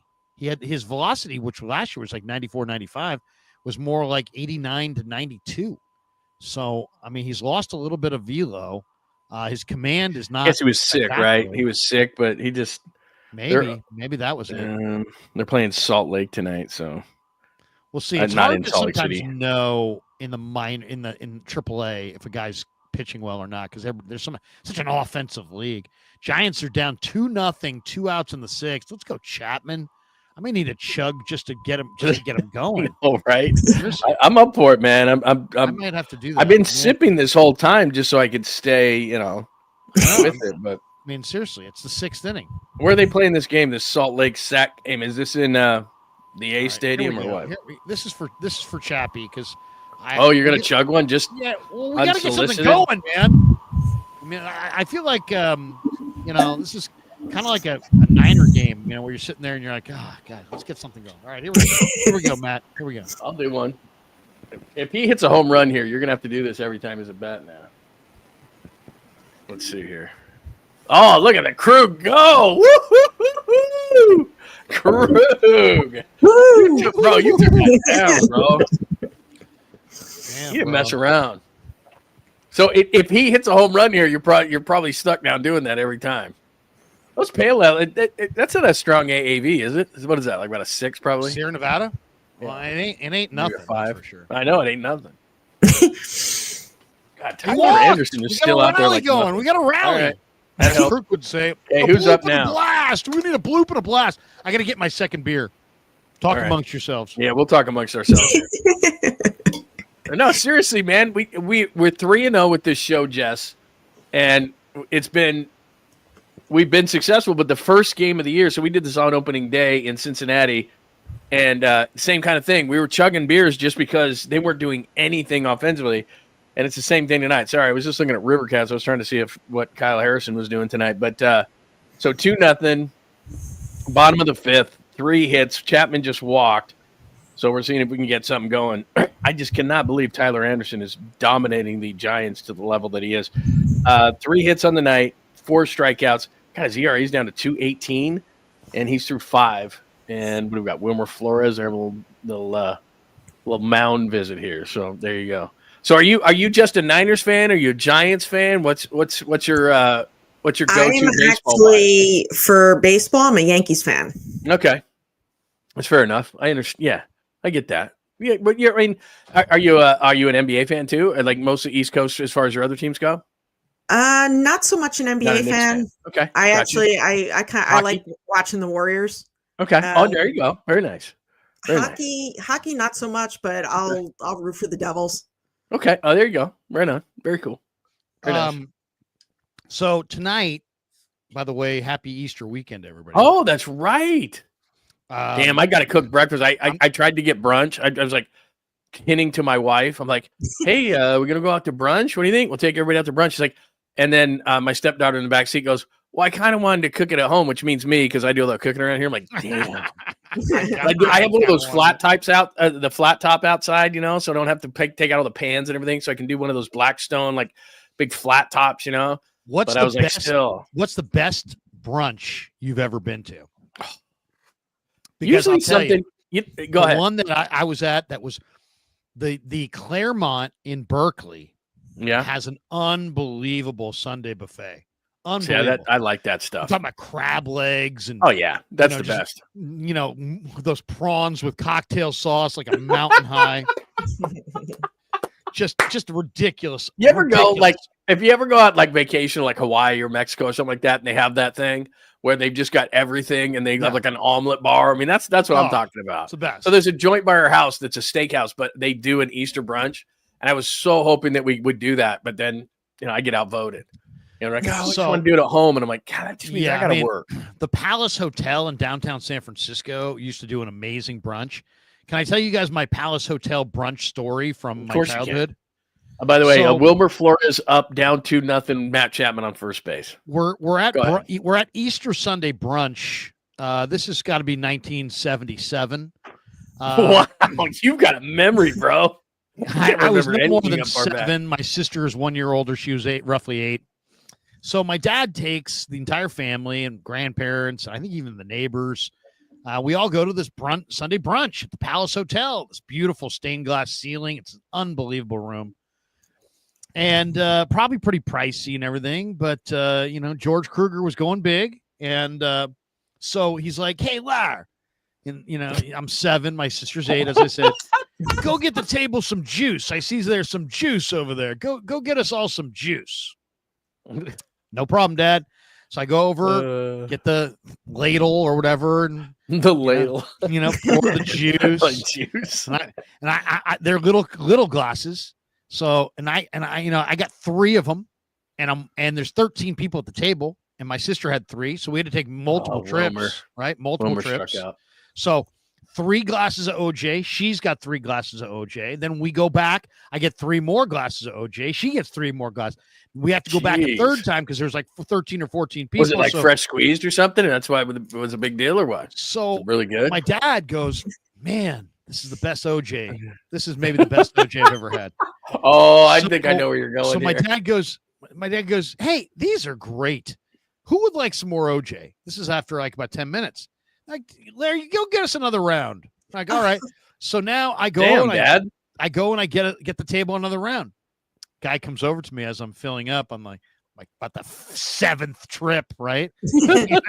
Right? And he goes, excuse me, young man. What are you doing? And I said, I'm getting OJ for my dad. My dad told me, he's like, if your father would like screwdrivers, he can come over here and get them for himself. And I said, what? I have no idea what he's talking about. No idea what he's talking about. I go, he doesn't need a screwdriver. He needs he wanted orange juice. You know, so I'm like, he's like, so the guy's laughing. So I walk back to the table and I said, the guy over there said that you have to get your own screwdrivers. And my dad just started laughing. That's why it was so good, because he's getting hammered. He's laughing. Like that's the best orange juice. So basically, we had no idea, but we have fed our entire family multiple screwdrivers. And so my parents said that we went to this buffet, lunch. She said everybody in the entire car, all 4 kids, were passed out sleeping before we got home. We couldn't even get to our house in the city from the Palace Hotel before we were all out. Oh, that's outstanding. You'd think that, like, I guess back in those days they wouldn't, but this is how Bottom of the Pint got started. Right. Oh my God. That's amazing. Yeah. But that's what I mean is like this place has a bottomless mimosas, Bloody Mary bar, and my stepdaughter's like, I'd rather have it at home. I'm like, bottomless mimosas are dangerous. Dude, my wife. Very dangerous. Huge. Very dangerous. Are you a mimosa person? Because what she does is I am. She does a mimosa, but it's basically champagne and then just a splash of orange juice for a little bit of color.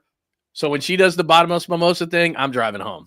Like I already know. Tell you what I did? She orders it. It's like, oh damn, I gotta drive home. At Costco, they have a whole mimosa thing now, John, and I got one yesterday. Oh. So it's a mixed thing of it's basically the mimosas all mixed together. And you just shake it up and pour it. So I got some of that for tomorrow morning. You got to do that for Sunday morning. You got to do that for Easter. That's not bad. That stuff. That's a great idea. By the way, Wilmer struck out on a questionable ball on the outside, on the black on the outside. So the Giants now we're in the bottom of the 6th. Mike Trout, or what used to be Mike Trout, is batting 2-0 Giants, or excuse me, 2-0 Angels.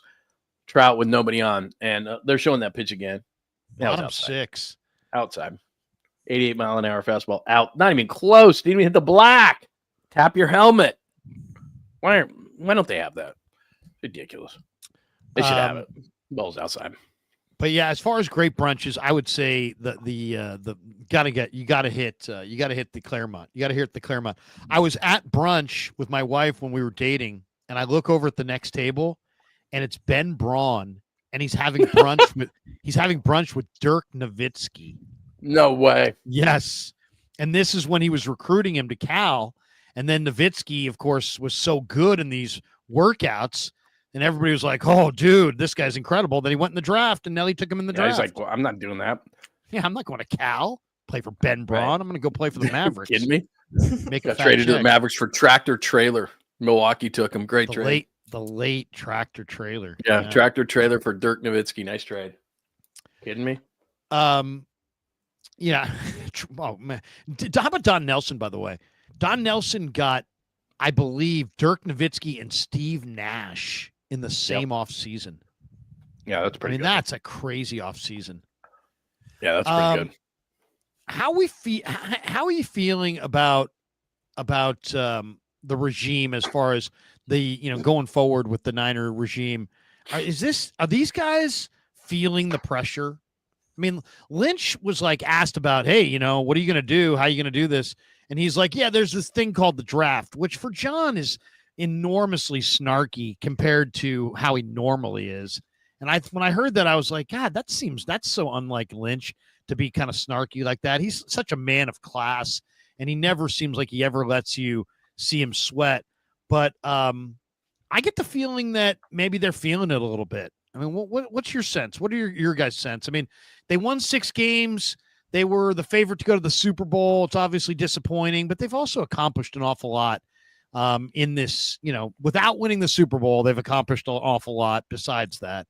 And so I think that they should be, I'm not saying they should be made men within the ranks of the Niners. I'm not saying that, but they definitely should be above, being stressed out for their jobs after one down year.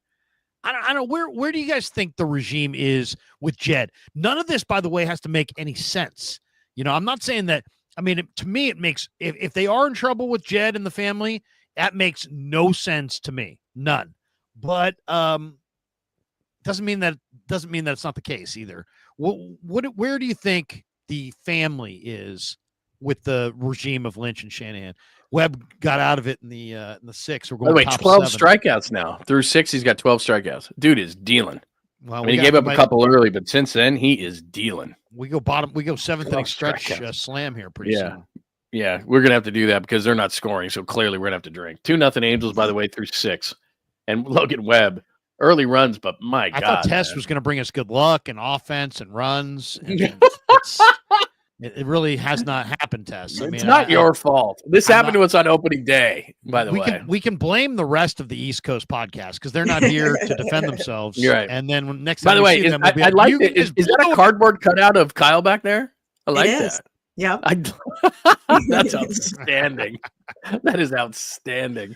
Kyle with the flat bill, and that's nice. That is nice. That would look nice in the corner right there with you, Krug. Or Kyle looking over your shoulder. I can't have any Niner logos, though. I was told lose your logos. Right? Yeah, lose your logos. And they said it in the nicest. They said it in the nicest of ways. It was like, "Hey, man, you got we really like in the background with our logo on it." I'm like, "Yeah." They're like, "It's our logo." Oh, yeah. So I'm used to that. So you're saying cease and desist? Is that what you're saying? They're like, well, maybe not cease and desist.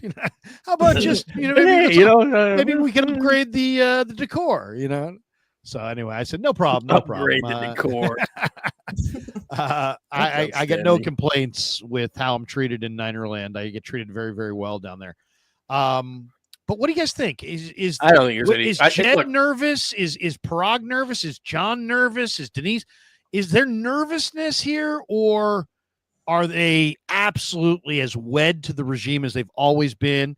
And it's just a reset, that a necessary evil. How do you guys kind of view it? I think there's pressure because they have to hit on this draft. Like this is a very important draft, but I don't think they're on the hot seat. Okay. I agree. I think that, to be honest, I think that Kyle and John will quit before they get fired. I think that John has one thing he wants to do, and he'll quit the next day. If they win a Super Bowl, John will go back to TV the next day. He doesn't need this. He lives down in San Diego. His family's down there. He's from down there. It's a laid back life. He doesn't have to be working 24/7, 365 and beating the bushes and doing all the things he does.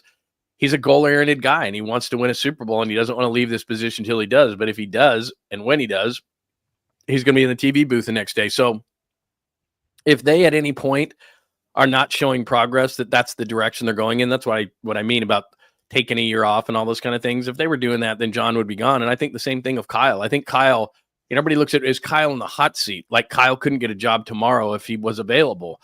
I think what Kyle will do is the same kind of thing. Are we not winning? Are we not trying to win? Are we not, or do we not have a winning roster? Then I need to move on.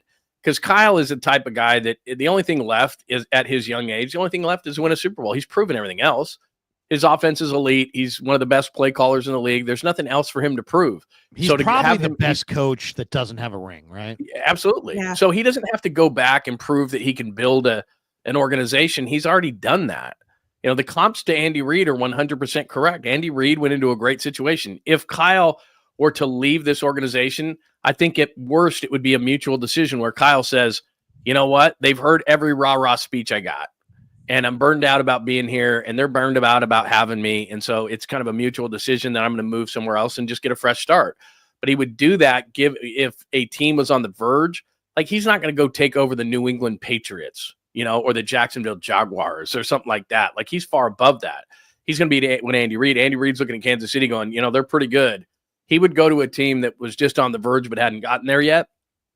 He's not going to restart again because he's already proven that he can do that. So I don't think Kyle's getting fired, nor do I think he's really worried about it, because he knows that he's going to get a job tomorrow if he and the Niners don't come to it. But this. You've been around him a lot, Krug. He's got a burnout factor about him. He's football 24/7, 365. I know he lets him go home early on a Friday, but there's going to be a burnout factor with him where he's just been in one place so long that he's going to look to go somewhere else. He got here in 17. So, we're looking at 9 years next year. I think if he hasn't won by 10, I think he may ask the 49ers if he could move on, to be honest. Very interesting. Very interesting. No, I think I do sense that they will move on before they're moved on, if that makes sense. My good we finally have Tyler Anderson out of the game, by the way. We got a single to right. 2 out single to right. A bloop and a blast. Okay. Bloop and a blast. Tied this thing up. Fuji Simeon with our 18. We're two supers away from Chug, by the way. We're two. I'm ready too, man. I got a cold full one right here. We need two supers to chug here. Fuji Simeon says, John, we need some citrus beer. Break out the citrus beer. I got no more citrus beer left. I have no citrus beer left. Although, you know what? You have a wine cooler somewhere? Bartles and James. Do you have a Zima in the back? No, we probably do have some seltzers in there though. I got the garage fridge. Claw, you got a Truly. I don't have a White Claw. I don't think I have a White Claw, but we probably have seltzers. Again, I have a lovely wife and she likes a lot of different things. We probably have some things in there that I probably would not normally drink. But people are asking for a Larry Chug of a screwdriver. Fuji Simeon, Larry Chug a screwdriver to start the rally. Great. That's all we need. I'll tell you right now, if they don't score a run here in Lamont Wade is up. Whatever, but might as well just chug. Whoop and a blast. Usually what happens is if I blast somebody enough, they'll get a hit. So Lamont Wade stinks. Lamont Wade is the worst. Yeah, worst player I've ever seen. Because normally what happens is what's your worst the reverse psychology is usually what happens with me. Worst sports take of all time. John, do you have one? I don't have enough time. What's the worst sports take you've ever had? I'll give you mine. Boy, a lot. I thought Fred Warner 25 years was way underpowered. The film that I saw you didn't like the Warner BYU was nothing like the Fred Warner right about that we're seeing today. He was a safety. He was like when I saw him, I'm like, you know what? He's a grab and drag type tackler. He's not. He lacks power. I go, I really don't love that. Don't love that pick. So there you go, Fred Warner. He was a safety. He played like the star position there. He wasn't even like. I'm shocked that he's turned into what he's turned. He's awesome, but I'm just saying. Like, I would agree with you. Fuji Simeon, cheers, everyone. There we go. Thank you, Fuji. I would say 20, this. We're at 20 subs, Danny. We got to chug. Okay. Real quick, remember game one when we did a bottom of the pint game one and Flores came up and this was based on last year. I'm like, he stinks. I can't stand him. Well, my reverse psychology didn't work. And it said Lamont Wade Jr. That Flores sucks. And then he hit the home run. Literally, as I was saying, he's terrible. So, all right, let's do it. We've got to chug because they're down 2-0, end of 7, and we got to change their luck, right? At the very least, and we're at 20 supers. We're at 20 supers. We're at 20 supers. We always say that we chug at 20 supers. We get to 40 supers, we chug again. Chug again. Here we go. Here's to getting some runs. Let's like Harry Carey used to say, let's get some runs. Did I ever tell you my Harry Carey story? I'm sitting next to Harry Carey in Mesa, Arizona at a Giants-Cubs game.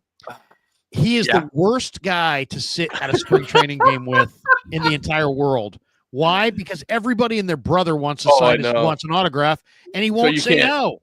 So you can't get anything. Yeah, they're all in front of you. You can't watch the game. Standing on your toes the entire game. And I'm like, at first I'm like, oh, this guy wants a signature. Oh, that guy wants a signature. Oh, and so you can't even see the game. Yeah, so it's because it's like a line of people. Yeah, so he's just, but Harry's telling stories. He's bought me a beer. We're sitting there. Yeah, that's pretty good. So I'm doing the show with Radnich, and I said to Radnich, you got any? You ever met Harry Carey? And Gary starts telling me the story how he was doing KMBR show from like the 5th row or 6th row underneath the at Scottsdale Stadium in like one of the early Cactus League games that year, and he was doing the show. And so Matt Williams came up, and he's like, Williams? And then some guy he goes, let's take a call. And Leo and whatever goes, Matt Williams sucks. He goes, Gary, Matt Williams sucks. He can't hit. He's got no power. He's not going to make it. Matt Williams is their problem. They need to trade Matt Williams. And Gary's like, well, Bob, let me tell you, he's up right now. Let's see what he does. Here's a pitch to Williams. Oh, there's a drive. Deep left. Deep left. Matt Williams has just homered. That is so classic. And Harry Carey was sitting right there, and he goes, wow, this is the most unique play-by-play I've ever heard, because he thought he was doing play-by-play, but just badly. God, so great. Instead, he was doing a talk show. So he's like talking to a guy on the phone, and Harry Carey thought he was doing play-by-play. That's classic. Classic. So classic. Randy Rodriguez is into the game. Rodriguez has been awesome. Seriously, he's got great stuff, but he is great. Here we go. I chugged it. Yeah, I took it down. Well, look at it. That's number 2 for you, man. Way to go. You got the special glass. Kruger's getting after it, man. So we got 6 out of Logan Webb. He struck out 12. Down 2-0 in the 7th. Let's go. Man, we're just getting nothing. We might have to chug again. Just because. Randy Rodriguez will ground out to first base. You know what's amazing? Yes, we're not keeping you up, are we? My God, it's 11:30 in the East Coast. Yeah, I may have to go in a few minutes. Okay, just double checking. I don't want to keep you up. That's because they're giving us nothing to cheer about whatsoever. It's amazing how, to me, one of the most amazing things about baseball are these guys who, these pitchers like this Randy Rodriguez. Okay, he reports to spring training on like February 10th. The guy throws 99 miles an hour. Oh, line drive to left. Nice catch by Elliot Ramos in left field. Wow. Little web gem there by Elliot. These guys are still throwing 99 in August, in September. Yeah, he's a badass. In October.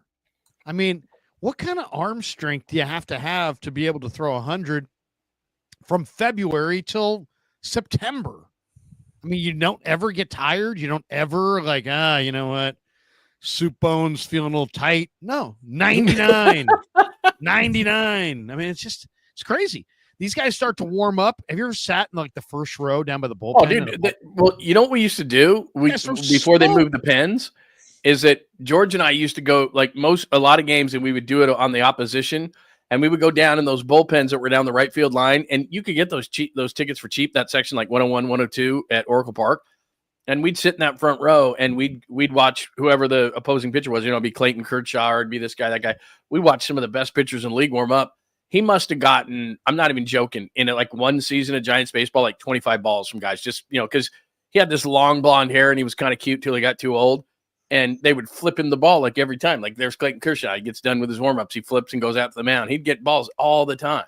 And then he got to be about 15. He wasn't cute anymore. And all the guys looked at him like, sorry, we're waiting for another young kid. You're too old now. And then we stopped sitting down there. But seriously, for like 5 years, we'd sit down there. We saw every great pitcher in the league warm up. It was awesome. It was cool. So, Tess, I don't know if you know this, but John and I used to work on competing radio stations, right? Mm-hmm. So John lives out here in the East Bay. We used to live right across from each other. We used to live right across from each other. So I'm coaching Little League, and we're going through the draft, and it says George Lund.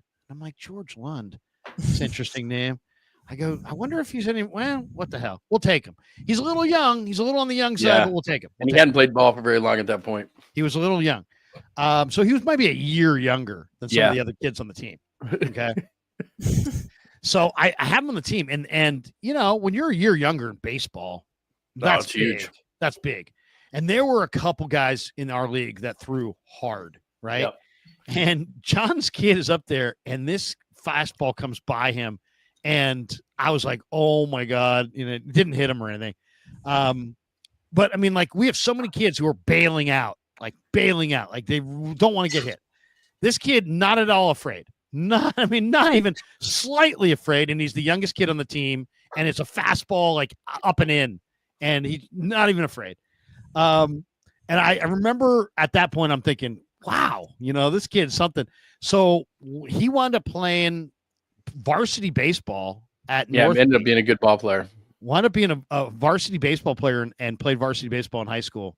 And our kids played at the same high school, but different years. They never quite got on the same team. But that was, God, what year was that, John? What year did you guys move out here? What year was this? Had to be like maybe 2012 or something like that, because he's 21 now. A long time ago. 13 years ago. So that's now about this kid probably. He's got a full-on mustache. Full-on mustache. And it's terrible too. I can't wait. I got to get him to shave it. He won't. It's a good-looking kid, unlike his dad, but like he won't do it. He went to the Super Bowl for a company in New Orleans. He covered the Super Bowl for a company out of Arizona State, and we had him on the show. And now he's all grown up. He's covering sports, covering the terrible mustache. The fall, not the fall league, but the what's it called, the Cape Cod. Oh, the Cape Cod League. I'm not by you, but he's going out to the Cape this summer and covering the Wood Bat League out there. Have you ever gone to the Cape for vacation? No. We're going there this summer. We're going to go out there and see him. We're going to go see a Red Sox game and go see him. I'm going back east too, Tess. We're going to go to, my sister lives in Farmington, Connecticut. Okay. So where'd you say you guys are? I'm in Jersey. So that's like 2.5 hours from me. Yeah. So she has a little beach house somewhere about an hour away from Farmington, Connecticut. So, the Niners are kind of down. The football downtime really is kind of May 15th to July 15th. So right in that window, we're going to go back east, and a little time in Boston, a little time in New York, a little time at the beach in Connecticut. So nice. What's summertime in the East Coast like? Sweaty? Humid. Yes. Humid. A lot of time spent down at the Jersey Shore. Oh, absolutely. That's cool. Yeah, but what's the best? What's the, like you say, the Jersey Shore? That's a big area, right? That's not like a small area. That's like it's fairly big. Yeah. Yeah. So like, what towns are we talking about? Like, what would make up the Jersey Shore? Point Pleasant, Seaside Heights, Long Beach Island. Mm-hmm. And people go out there and just vacation and get away from the heat, and there's like little beach communities and boardwalks and that kind of thing. Mm-hmm. Sounds very cool. Yeah. I've heard too that Maine. John, I don't know if you've ever gone to Maine and had a lobster roll, but I've heard lobster rolls are really great in Maine if you can get the Maine fresh lobster. Got to check that out. Yeah, very cool, man. All right, nobody on Mike Yastrzemski up. This is getting pathetic, man. Offensively, what do we got to do to change the luck here? We got 2-0, top of 7. Since other teams are extending their top rookies early, is it too early for the Giants to try to extend Ramos now, or does he need to show more? What do you guys think? I would say if you could extend, the Red Sox extended a rookie the other day. I'd wait on Ramos. I don't know where the rush is on Ramos. Like if he had a full solid year last year, you might look at it. But again, remember, the Giants are not a small market team. They don't have to do those kind of things. Like the teams who are doing that, a lot of the teams are smaller market teams who don't want to lose a guy to a big market team. I don't know what the rush is on Ramos. He had a great first half. He had a bad second half. So I'd wait on Ramos. I'm the Giants, man. We're the 4th largest media market in the country. We're the largest single baseball team entity in baseball. So these guys got to start acting like it. They don't have to extend Ramos now. Especially baseball. I mean, there's variable performances. Let's just see it. Let's see it one more time. I'd feel a whole lot better. I'd even say to his agent, "Hey, look, we can extend you now for X, but if you can do it again, we'll give you Y, and Y would be a whole lot more than X." Because to me, if you can do it again, that shows that much more. So I'd be interested in seeing him do it again. I kind of agree. Fuji Simeon says it's a porn star mustache, John. Yeah, it's terrible. Great. It's just terrible. I mean, I'll give you a great example. He was just at some formal thing, college thing that he did. Right. And he was he was with this really pretty girl, and they did their thing in Las Vegas. And he was great. They didn't do it in Arizona? No, they go off to Tempe? Vegas, right? Jesus. So he goes to Vegas, and they got this thing, and he's wearing this black tie. He looks really, really good. And he's got this picture with this girl that he outkicked his coverage on. She's really, really pretty. And he's got the stash, and I'm just like, oh, man. But you can't tell your kid at that age to do something, because if you do, they're going to do the opposite. So I can't tell him to shave it. Is it possible that that's how he got the girl? Maybe it's possible that she saw that. Yes, mustaches. It just in general. You yeah, no, yeah. Mustache. Thumbs up, thumbs down. Thumbs down. Yeah, I can grow a mustache. I've had one before. It's terrible. Thumbs down on facial hair or thumbs down on just the mustache? What about these baseball players that have these just like ridiculous beards? Or I was watching the Kings game the other night, and that center they have, Valanciunas. Guy looks like he's brawny. Well, hockey wise, we're getting close to the playoffs. I mean, they're gonna be growing those a big guys hockey grow beard. What do you what do you think, Tess? The beard, is it a good look? Is it a bad look? Or is it different? Do you have a different thought on the beard compared to the mustache? I do like facial hair. I just don't like the mustache. Okay. Yeah, that's fair. And it has to be well groomed and stuff. Yeah, and there's certain guys who can pull off the mustache. Like there's certain guys who can pull off the mustache, but his is this. I mean, it is. It looks like it's 1975 and he's in Mod Squad or Starsky and Hutch or something. I mean, it's a bad stash. It's very, very thick. You know, some people, some people, you go, oh, you know what? You've got that skinny little handlebar mustache. Right, it's not that. It looks like somebody drew eyeliner on. You ever seen like an old lady who doesn't have like eyebrows? It is, she does like a eyebrow drawing with a pencil. It looks, most guys have that little skinny. George's is a freaking monster. It's thick. It's like pushing up against his nose and the bottom lip, and it just takes over the entire mustache region. I don't know how any girl could be like, yeah, I can't wait to get some of that. Like, I just going in there and be like, oh, you got something in that thing. Like, it just, it's not exactly Tom Selleck. Like, Selleck, guys, like certain guys, they can pull them off. I don't know how to explain it, but certain guys, it's like, okay, that looks good. Yeah, and I can't imagine you without it. But with him, it's like, come on, dude. Like, if you took that thing off. I go the opposite. I don't mind a little chin hair. Yeah, I hate the mustache. So I shave the mustache and the muttons, but I leave sometimes the lower chin hair just so I can, I don't know, look not so smiley maybe. Oh, that's a good question. We got another. You don't want to be too smiley. Look at, you get Scott Boras in the dugout right there. You see Scott Boras down there? He's standing right there on screen. That's Boras to the left. The richest agent there is. Pine Needle says, John, your son George is a stud. No, he is. He did an amazing job from the Super Bowl. And essentially what happened is I think he did the same thing with you. He did kind of a he was good. Just he was on really Radio Row sitting thing the first day. And then from them I go, no, you got to do a walk and talk. Like I want to see who's around you. And then I think he did that with you and Damon, where he actually just walked Radio Row and showed us what was going on. So like George Kittle was walking by him and he followed Kittle with his camera. And so like that, then it was really good. So he did a really nice job from there. It's just, like I said, I just can't get over the mustache. It's just, Fuji Simeon says thoughts on Chapman's mustache. Jung Hoo with the mustache. Jung Hoo doesn't have a mustache, does he? No. Chapman's is all right. I mean, I can't imagine Chapman without it. It's just kind of this thin thing. It's fine. It works for him. Jung Hoo doesn't have a mustache, does he? He's kind of like, who is the? Oh, he doesn't have a mustaste. Like, who is the guy? Remember when the Giants did mustaches? I can't remember. It was like Mustache May. Yeah, they did like a Mustache May a few years ago, and like Yastrzemski can do a good one. There was somebody who could not grow one at all. Dave Fleming? It was Dubon. Yeah, Fleming can't. It was Mauricio Dubon. Remember when Dubon was there and he could not grow a mustache and like they put a fake one on him or something because he couldn't. He literally could not grow facial hair. Worst base runner in the history of baseball. Yeah.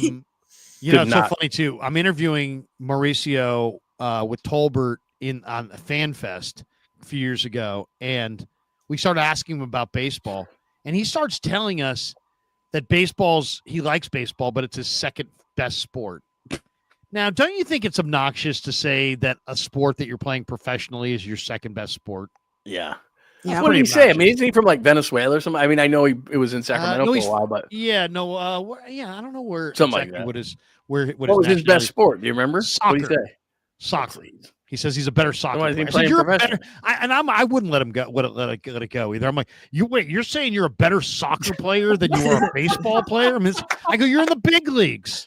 You're in the big leagues. Yeah, you wouldn't have gotten pro. I'm me that look like, dude, are you going to start a fight here at FanFest? I'm like, he just said he was better at soccer. You know. By the way, people are looking for updates. Bottom of the 8th, 2-0 Angels. You're not missing nothing. You got a bloop and a blast. You got a man on first. Giants have 2 outs. This constitutes a freaking rally. I didn't know Kenley. They keep showing Kenley Jansen in the pen. I didn't know he was with the Angels. Wow, the Giants' third base coach just walked into fair territory to tell Jung-Hoo something. I think that's so wild that, like you said, Chapman was on deck and there was Scott Boras standing in that. Was he in the dugout? Jeez. Chapman is just not the RBI guy. He Ks to end the 8th. That's brutal. Giants, 4 hits, no runs. They're losing 2-0. And this could be the death knell of bottom of the pint. I know that'd be our first loss. We're down 3-1. So we can't have a loss. And also, it hasn't been we can't have a drink fest if we can't even get a hit or a run. So it looks like bottom of the 9th is going to be Flores, Yaz, and Bailey. Not excited about that, but that's what it is. I mean, this would be like a 49er drinking game where we only drink when there's like a delay of game or something. You know what I mean?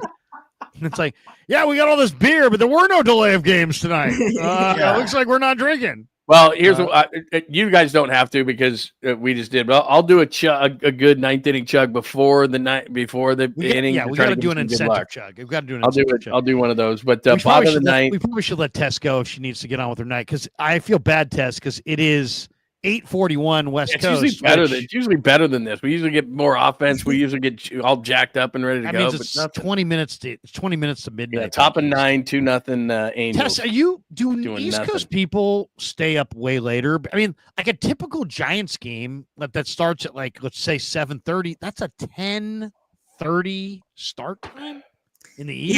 Yeah, it's rough. I mean, when the Yankees are on the West Coast, it's definitely rough. Let me ask you this, because you know what? I was on the East Coast for a little while. I worked for ESPN in Pittsburgh. I worked in Detroit for a while, did mornings. And I love the West Coast for football. I even lived in Hawaii for a while, and the games would start at 7 o'clock in the morning. I could never get used to a 1 p.m. start, because then I would walk out of, back in the day, I'd walk out of bars or something if I watched all the games. And then the night game was so late. And I did pre and post game for the Steelers. And the games, when I was back there, the Monday Night Football started at 6 o'clock Pacific. So it started at 9 o'clock on the East Coast. And and it was so stupid what we did. So I did the pregame and we would sit there and we had free kegs. And so people would get hammered and they'd be drinking all day long and they would be passed out before the game started because the game didn't start till 9 o'clock East Coast time.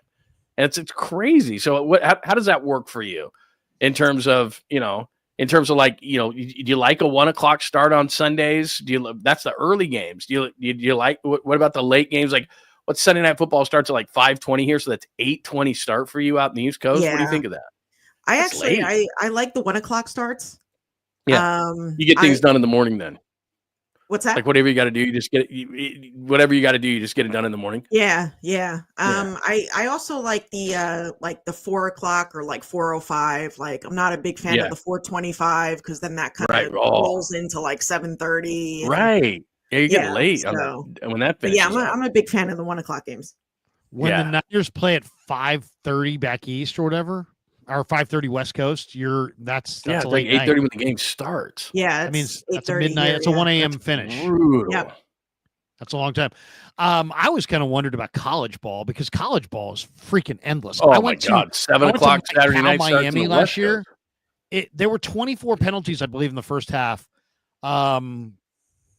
The game didn't end. It was a 7 o'clock game. It didn't end until 11:30. Yeah, that's ridiculous. It's funny how baseball. You notice how baseball is the games are too long. Blah blah blah. No, your game is freaking boring, and all the fans are old. College football is thriving. College football is thriving, and their games are absolutely eternal.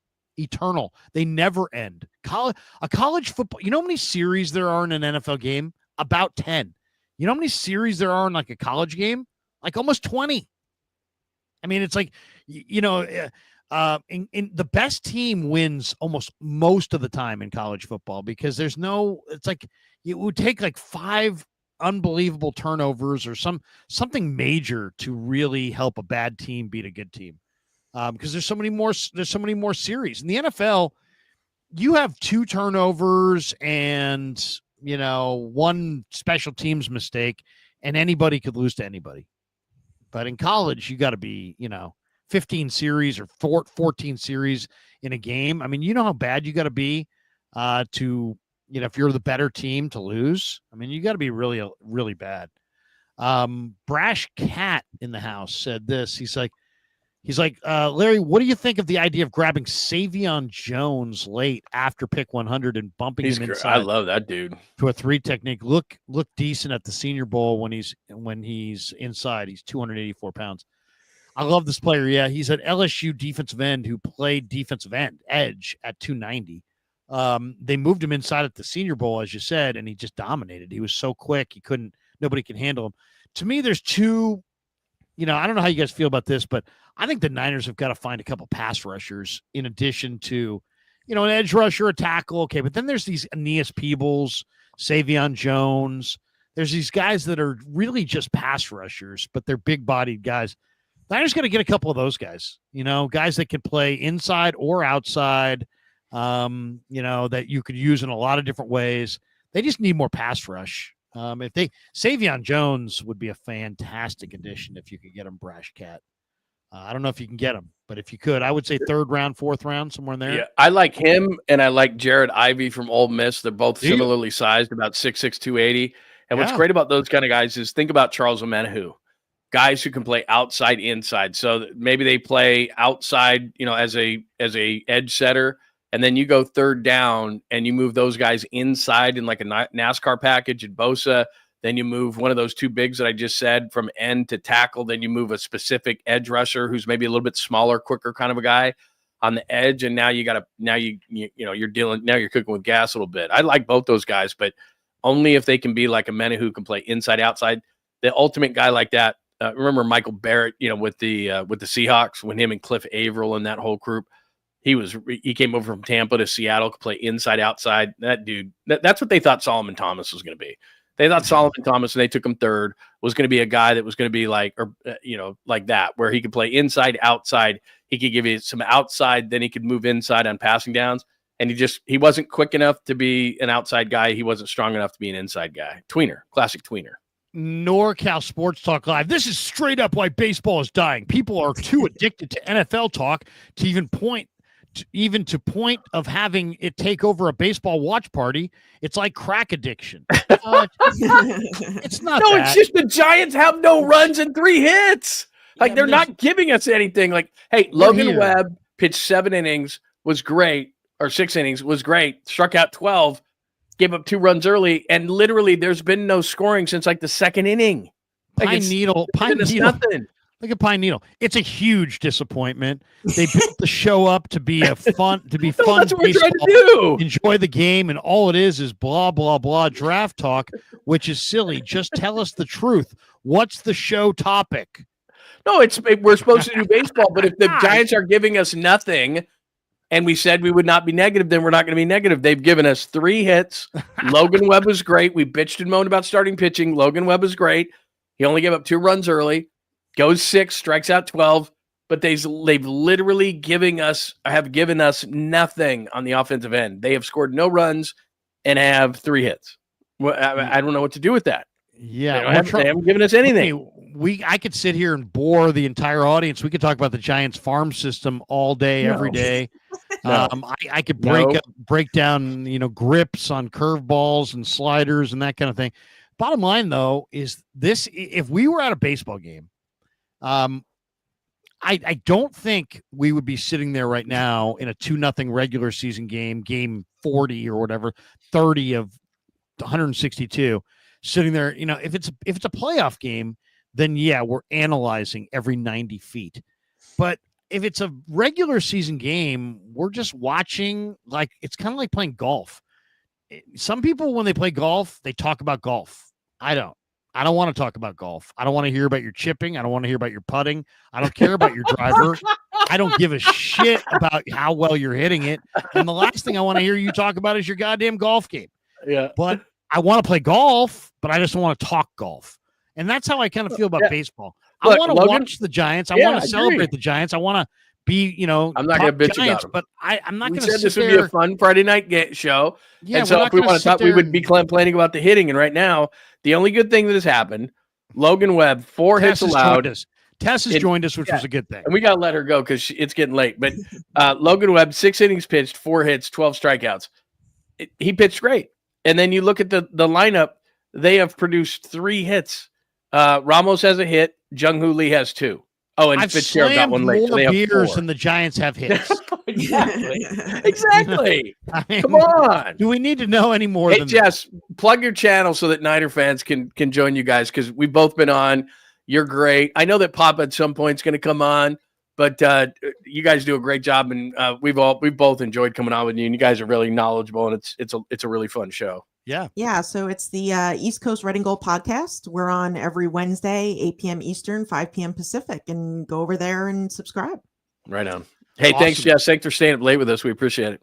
Jess, yeah, thank you. You guys are my faves. We don't want to torture you anymore with Giants baseball, but but anytime we're going live, you're more than welcome to jump in and throw back an ultra or two and have some fun. So thanks for jumping with in. This ultra. I'm right up there with John and his Corona, the citrus. I might have to break one of those out. You know what? I might break one of those out in the 9th inning only because they've been good luck, and we haven't lost since when I was drinking citrus Coronas. So I don't know if I have any left in the garage fridge, but I'll check. We're gonna have a Boone's cherry wine doubleheader. Whatever it takes to have a good luck. I might have to break out some really good whiskey here in a minute. I got some whiskey behind me that I might have to break out for the 9th inning. Tess, have a great weekend. Thanks for jumping in. Thanks, Jess. You're the best. Thanks. There we go. There you go. She's great. I might have to. I mean, I might have to break out a citrus because, I broke out. What am I drinking tonight? Niners Jess. Pine Needles throwing another one. He says, I'm that was Blue early in the Moons game. tonight. You got me. I apologize, but that was funny. And S. No, you're right. All we're trying to do is, what's relevant topics. I mean, the Giants just haven't given us a lot to talk about. Logan Webb is great. Webb, phenomenal tonight. Not his fault. You're totally right, though. It's about relevant topics. It's like the draft is coming up, and it's Thursday night, and that's all. That's really why. I mean, I guarantee you, if you tune in to Bottom of the Pint and it's August, September, and the Giants are in some race, we'll rock it. We'll be talking about the schedule and who plays who and that kind of thing, and we'll be getting a little bit more into it. It's April, and the Giants haven't given us really anything to cheer. And they're good. Look, I said at the beginning of the show tonight, they're 13-6. If you'd have said that the Giants are going to be 13-6, I'd have said, I'll take that in a second. The starting pitching had struggled outside of Logan Webb. He was great tonight, but it's the whole reason what I was talking about with the Giants offense. It's not a reliable offense. We know that. We know the players that are in this offense, and they can be hot and cold. And so we're the 3 hitters who have been the best hitters this year for the Giants by far have been Jung-Hoo Lee, Wilmer Flores, and Mike Yastrzemski. Okay, Jung-Hoo Lee is still unproven, even though I think he's going to be really good, and he looks pretty good. Okay, we're in the 9th inning now. Jung-Hoo Lee looks pretty good. Mike Yastrzemski, we know, is up and down. We know that. Wilmer Flores hit 4 home runs last year. Those guys aren't going to carry your offense. They're off to great starts. They're not going to carry your offense. The thing that's going to be consistent with the Giants, if they're going to win games and stay in this thing, is starting pitching. And I think the relievers, they're number 2 in ERA in baseball, only behind the Padres, who have been absolute hammers. I mean, their starting pitching gave them a chance tonight. Yeah, it did. This is how many? Yeah, but they're going to play defense. They're going to play defense. Their relievers are good. Their pen is good. The starting pitching outside of Logan Webb has to be much better because your number 2 guy is probably Robbie Ray. He's walked 15 and 19 in the 3rd. Your number 3 is supposedly Justin Verlander. He's 42 with a 6.75 ERA. Your 4th starter is Jordan Hicks. He has an ERA over 6. Like that you're not going to be able to sustain because what they've done is their offense has been so great. It's been offense, defense, and bullpen. And that's how they've gotten it done. But we know what the Giants are going to do, especially in this ballpark, right? They're going to have to. The starting pitching is going to have to be a lot better. Look at their losses so far. Okay, They lost game 2 of the season. They lost 3-2. Then they won a bunch in a row. Then they lost against Cincinnati 2-0. They lost against Cincinnati the next night 1-0. Right. So you got their first 3 losses of the year. So they scored 10 or they scored 1 or none. But I mean, their first 3 losses of the year, they didn't even allow 4 runs in any of the games. Yeah.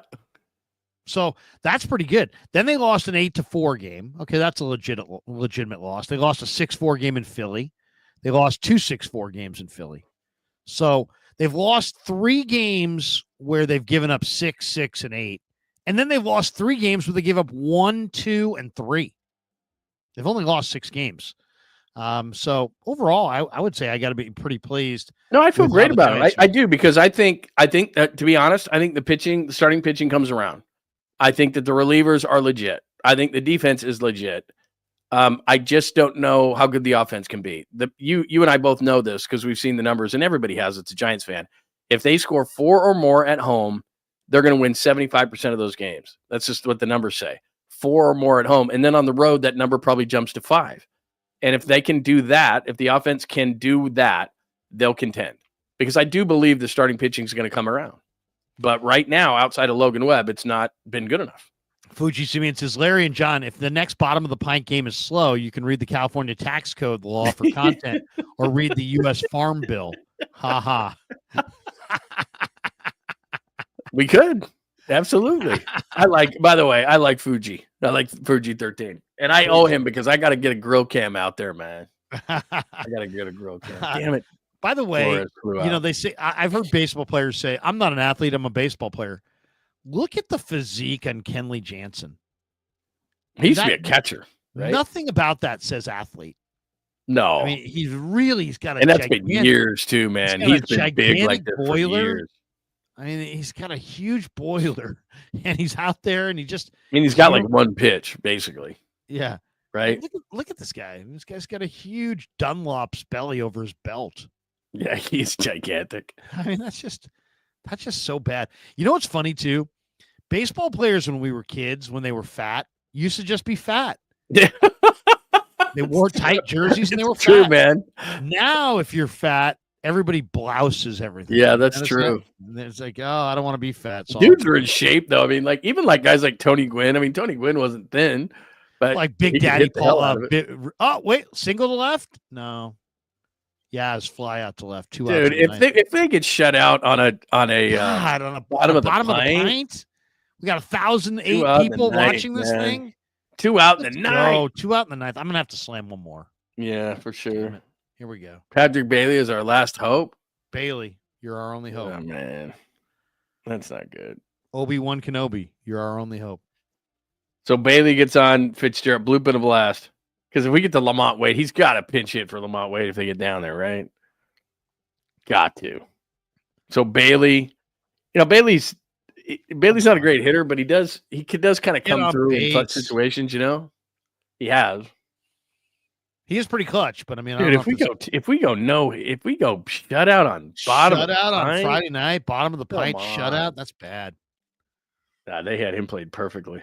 Yeah, he's up 2-0. Kenley Jansen nibbling. Why would you nibble with this guy who's not a hitter in a 2-run game? Yeah. I mean, plus, he got like you walk him, and then it's doing? Fitzgerald has some power, right? Come right down the pipe. There we go. The $1.73. Was it going to go to the gap? No, he caught it. Adele catches it, and the Giants go down. Jeez, that was brutal. All right. I will chug one just because I should have chugged one for better luck, but 2-0, 4 hits on the night. Logan Webb deserved better. He got completely caned tonight. 6 innings pitched, 4 hits, 1 earned, 12 singles, strikeouts. Right? 4 singles, 12 strikeouts. Jeez, he was good. Jeez, I mean, seriously, 4 singles. All right, here's to better luck next time. Right? Here's to the draft talk. Look at Johnny throwing it back. Let me see. Man, I should have brought a citrus beer in. Would have given us better luck. Fuji Simeon says Sandoval and Sabathia had some great bodies. LOL. You know what was funny? Remember when Remember when exploded his belt? Remember when he exploded his belt? When he was playing catch. And, we're such an easy media around here. And then so they take that picture of Pablo his first year in Boston at spring training. He had busted his belt and his guts hanging out. Oh, my God. Like, we tried to tell him, it's like he signed the 5-95 in Boston. And we said, dude, like, you don't have any equity built up in Boston. They're going to hate you. They're going to look at you and call you fatty and all that stuff. And you just don't understand the difference. Like, he just didn't understand. Like, and you're real sensitive. I knew that was going to be a disaster. You just knew it. One of the best interviews. Here. Sometimes you think of interviews you've done through the years and you thought, man, that was a great one. He's a good dude. One of the best interviews I've ever done. Me and Gary had Pablo on the patio. Yeah, those were fun interviews. First year back with the Giants. And we talked about that. We talked about the exploding belt and going to Boston and all that. And, what it was like for him. And you're right. I mean, he was like this happy-go-lucky guy who didn't understand left and right. He was not in any way prepared for what was coming his way as far as the negativity that he got in Boston. And then he just wanted to come back to the Giants because he loved the reaction. I mean, imagine being cheered in San Francisco constantly. You're a conquering hero. You're a World Series hero. And you go to Boston, you get a big check, but everybody's heckling you and calling you fat. It's just a totally different world. Totally he didn't understand. He didn't understand how different it would be because he had equity built up here no matter what he did with the panda hats and everything. He just didn't understand that he would always be beloved here. He just always would. It wouldn't matter what he did. And he said some bad things out the door and he came back and all that kind of stuff. And like you said, he was apologetic about it, but he just didn't understand the different markets. He didn't understand that, dude, in Boston, number one, you never did anything there. Had you helped them win a World Series, it would have been different. You win a World Series and then you're fat, it's cool. But you didn't win a World Series there. You won them here. Big and then Poppy. You went there. Exactly. And then you went there, they gave you $95 million and you were fat and terrible. And Big Poppy can be like, do whatever he wants. Right. This is our fucking city. Right. Remember when he took the mic and he said he dropped an F-bomb? People loved it. So he could have done anything, right? The rest of his career after that, after he helped them win the World Series down 3-0, he could have hit 179 the rest of his career. No one would have cared. But yeah, he badly misjudged that. By the way, the playoffs are now set. Heat beat the Hawks 123-114. And Clay and the Mavericks are down 118-113 with 14 seconds. So it's going to be the Grizzlies versus OKC. So we're set in the playoffs. There you go. So it's Grizzlies, OKC. Yeah. Yep. Grizzlies, OKC, and I don't care about the East. Who cares? Heat playing Cleveland. Who cares? So Grizzlies. So we're set in the West. Grizzlies, OKC, Warriors, Houston, 6-3. Lakers, right? Lakers in the 6-3. The 4-5 is going to be good. Denver and the Clippers. That's going to be a good series. So anyway, starts up this weekend. Tomorrow, NBA playoffs, man. Who would you wager on right now to win the whole thing? Boy, that's a good question because the number one seeds are really young. The number one seeds are like Cleveland had a great year, OKC had a great year, but you and I both know this. There's the 82 season teams. And then the 16 sprint teams. And the one thing about OKC is extremely deep, great year, right? Great defensively, very efficient offensively. But the thing about them is they're really inexperienced. And are they a team with their depth? Because you're going to cut the bench down. Are they a 16 sprint team or an 82 game team? And I think experience matters. The team that still scares me, even though they ditched their coach, is Denver. I think Denver's still a tough team. I like veteran teams. Denver, the Lakers, the Warriors. We'll see. The one thing, I don't know if you saw this number, the key to the whole Warriors series, offensive rebounding. The Rockets are the number one offensive rebounding team in the league. They're the number one rebounding team, and they're the number one team in second chance points. And the Warriors are terrible at all of that. The guy who's going to play a lot in this series is Kevon Looney. He has to because they can't rebound, and the Rockets get 18 points a game off second chance points. Wow. I'll say this. It's going to be tough. You got to find some role for Kuminga, or this is it for Kuminga. I don't think he's done. I think he's gone. I think what's going to happen in the offseason is they're going to trade him for a stretch big who can play a little bit. Because I like Quentin. Quentin Post, but they can't play anybody. Trade him to Sacramento for Keegan. What do you think of there? We get a couple supers. Pine Needle says, wait till they tie a sweater around them. Ricky Williams says, well, fellas, it's off. I'm drunk at the rodeo. Official. It's official. So I'm drunk at the rodeo. That's so funny because at the beginning of the show, he said, I'm at the rodeo, and now he's drunk at the rodeo. Now he's drunk at the rodeo. The show works Cheers, perfectly. Boys. We got Danny. I'm bummed out that they lost 2-0, but that's pretty funny, actually. And we got Fuji saying Zion chose the wrong sport. In baseball, no one would care if he's overweight. I know it's early, but how patient should the team be with Wade? How much longer? Well, on that note, let's welcome in Dan Cochimilio, who's doing a post game tonight. And that's what I'm saying. Like, you can't, not much longer, man. For example, like if Casey Schmidt was healthy tonight, Casey Schmidt would have been playing. You can't have a guy hitting 100. We're 20 games into the season, man. Do you guys know each other? You can't have a guy hitting 100. John, do you know Dan? Yeah, we've done stuff before. Okay, so Dan, this John, you know Dan. Yeah, of course. What do you think, Danny? What happened tonight? No offense. The gyros. This lineup, they did the same problem yesterday. They couldn't hit Sanchez's changeup. They couldn't hit Anderson's changeup tonight. They saw nothing but slow off-speed junk for the last 2 days, and they kept swinging and missing. Yeah, and Fuji asked, should Bailey stop being a switch hitter full time? I.e., JT Snow. Just hit left-handed. You can't hit. Just hit left-handed. Right. Wade. I mean, you got to find another guy. I mean, I understand Casey was down tonight, but you couldn't find another guy to maybe put Wilmer at first for one game and maybe get a right-handed bat to maybe Koss or Huff. There's not much on the bench.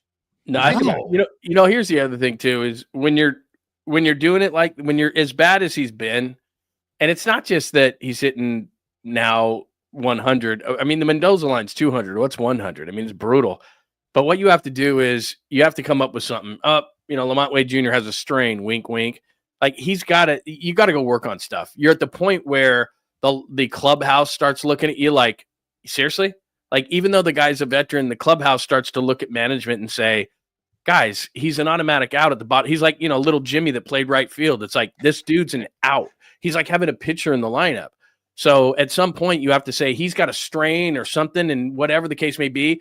David Villar is at AAA. I know he's a 4A player. I get it, but he can't be as bad as this. Like, you've got to, for the sake of the team and the respectability of your team and other players looking at management saying, what are you going to do here? You've got to say, look, he's going on the 10-day, and we've got to have somebody come in here, and then you take him off to the side and you work on stuff. Because I don't care if he's a veteran. He's hitting 100. And he's not a good defensive player. He doesn't run. What does he do? He doesn't have power. Like it's not like you're losing something. Like, oh my God, he's JT Snow at first base. Okay, I can live with that. But he can't hit. Yeah. He's not a defender. Like, what does he do? Absolutely. And I love how you snuck that little Jimmy playing in right field, because when I was growing up, it was always little Johnny. See, I couldn't say that. It was me. But you got to do something. Seriously, we're 20 games into the season now. You start evaluating at 40. I get that. You're 25% in the season. So you want him to work it out. But this isn't Little League. He can't work it out at the major league level. Did you guys see the play? I know you guys were busy, but there was a play at first base. They had a double play possibility. And Wade dropped it. He dropped it, but the base runner thought he was out and rounds, and he's going back to the dugout, and Wade doesn't even notice it. Yeah. Wow, I didn't see he's that. He's mentally gone right now. He's just in. struggling. He's struggling so much that he's mentally gone, and they really do have to probably put him on the injured list and just give him time in the cage and get somebody to really work with him and see what's going on. Because honestly, they don't have the type of lineup where you could do that. You're not the Dodgers. You don't have a lineup where you can say, stick him at 9. Like, you're at such a disadvantage. And I get it. They were going to play Casey Schmidt there.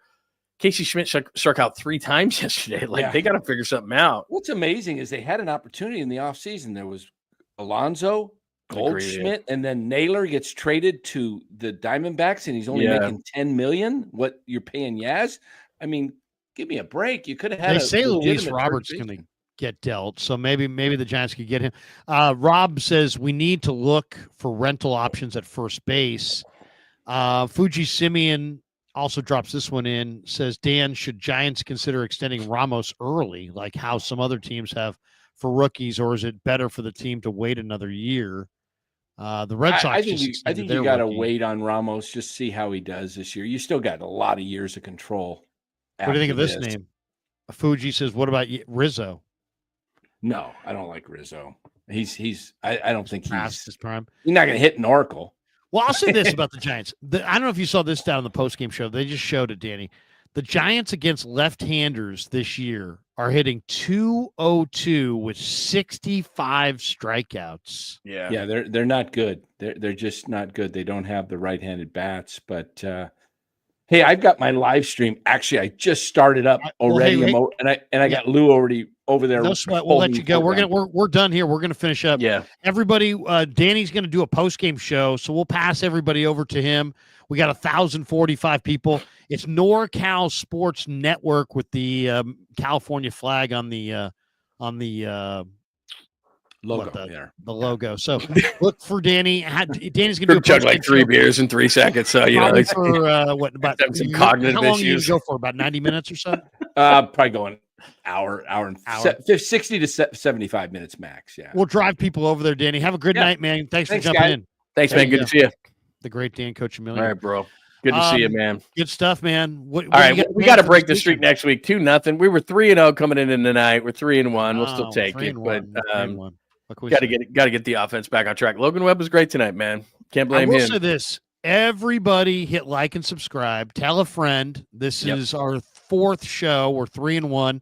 This is the most people we've had for any of the shows, so that's awesome. It'll be better. We'll get more runs going. Don't worry. We'll talk more baseball. Right now, it's draft season, so draft will be well. No, draft will not be over because next Friday night you'll be immersed in it. The first round will be over. Second, third. Are you going to be here next Friday? Because second, third round is Friday. Well, I mean, we'll come on out. Let's see. The second and third round is 4:30. Who are they playing next Friday? Let's check. I don't even know. I got to check. Let's check that out.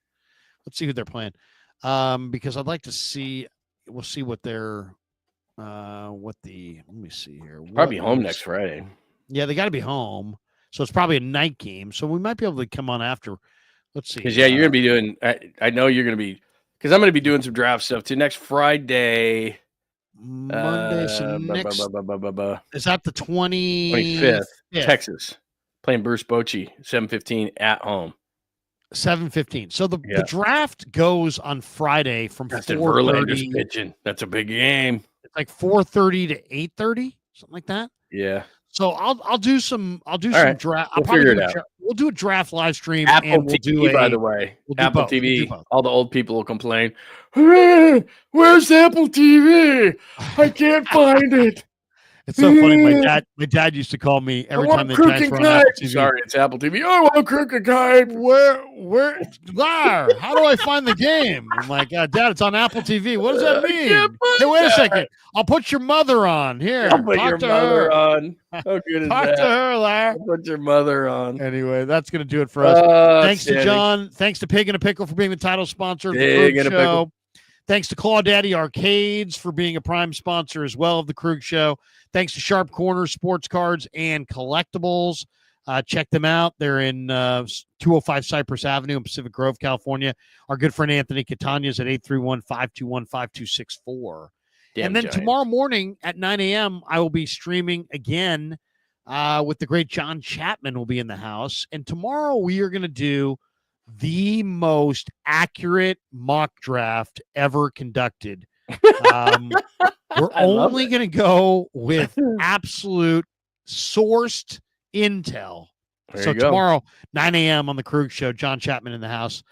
Should be good. Johnny, what do you got cooking the next couple of days? Are you a weekend streamer or do you take the weekends off? Because you can't. Here's one thing I learned from you, Krug, is that I do Monday through Friday, 8 a.m. to 10 a.m. on John Lund Unleashed on YouTube, but also I do a quick 10 a.m. hour just on Saturdays just to check in with everybody 10 to 11 because you cannot take weekends off. And then Sunday, I'm going to do a Warriors postgame. I'm going to do postgame for all Warriors games. So I'll be on 7 days a week this week because you can't. Like in radio, you did Monday through Friday. Adios, everybody. Talk to you Monday. All the action happens on the weekend. So you can't take weekends off. And we always do breaking news just like you do and everything like that. So I'll be there for a quick hour tomorrow. And then Sunday, I'll do some post game for the Warriors. offensive rebounding, and impress your friends. Offensive rebounding is the whole series. So come on, Looney. What time's this game Sunday? 6? Something like that. Yeah, I got to double check it. But at some point Sunday night. So yeah, we're doing 7 days a week this week. But you got to. I mean, it's just that's the time of season we're at, man. So I hear you. And then with the draft, same thing as you, man. Just real draft heavy. I'm going to do one mock draft at johnlondonunleashed.com on Wednesday when all the intel comes in and everybody's fairly accurate with their picks because you start hearing all the stuff. So I'll do one Wednesday, and it will not be the most accurate. What did you just call yours? It will not be that. The most accurate mock draft. Yeah, it won't be that. Draft. It will not be that. But I'll see what I can do, what kind of intel we can pull up, and by then you start to get a sense. I mean, that's the cool thing about where the Niners pick. Honestly, is what you start hearing the day before the draft, that Wednesday before the draft, you start to get a pretty good sense of what's going to happen here. At least in like the top 10. There might be a couple of weird ones, but you get a general sense of what's going to happen. And then after that, after about 10, it's all hell breaks loose. I know. It's going to be interesting because I'll tell you the other thing that I've kind of looked at is odds. The odds. I didn't used to look at the odds, but now I kind of look at the odds sometimes on who's predicted, who's the betting public wagering on going to the 49ers. So we'll check that out as well. Anyway, good stuff, bud. Thanks for hanging out, man. Have a great Easter. We'll talk to you next week. Yeah. For John. Thanks everybody hanging out. Yeah, absolutely. Good stuff. Thanks to everybody. Pig in a pickle. Thanks to all of our sponsors. Hit like and subscribe on your way out the door. For John, I'm Larry. Have a great night, everybody. Peace. Yeah, never met a man I've been scared of. Careful, you gon' get it.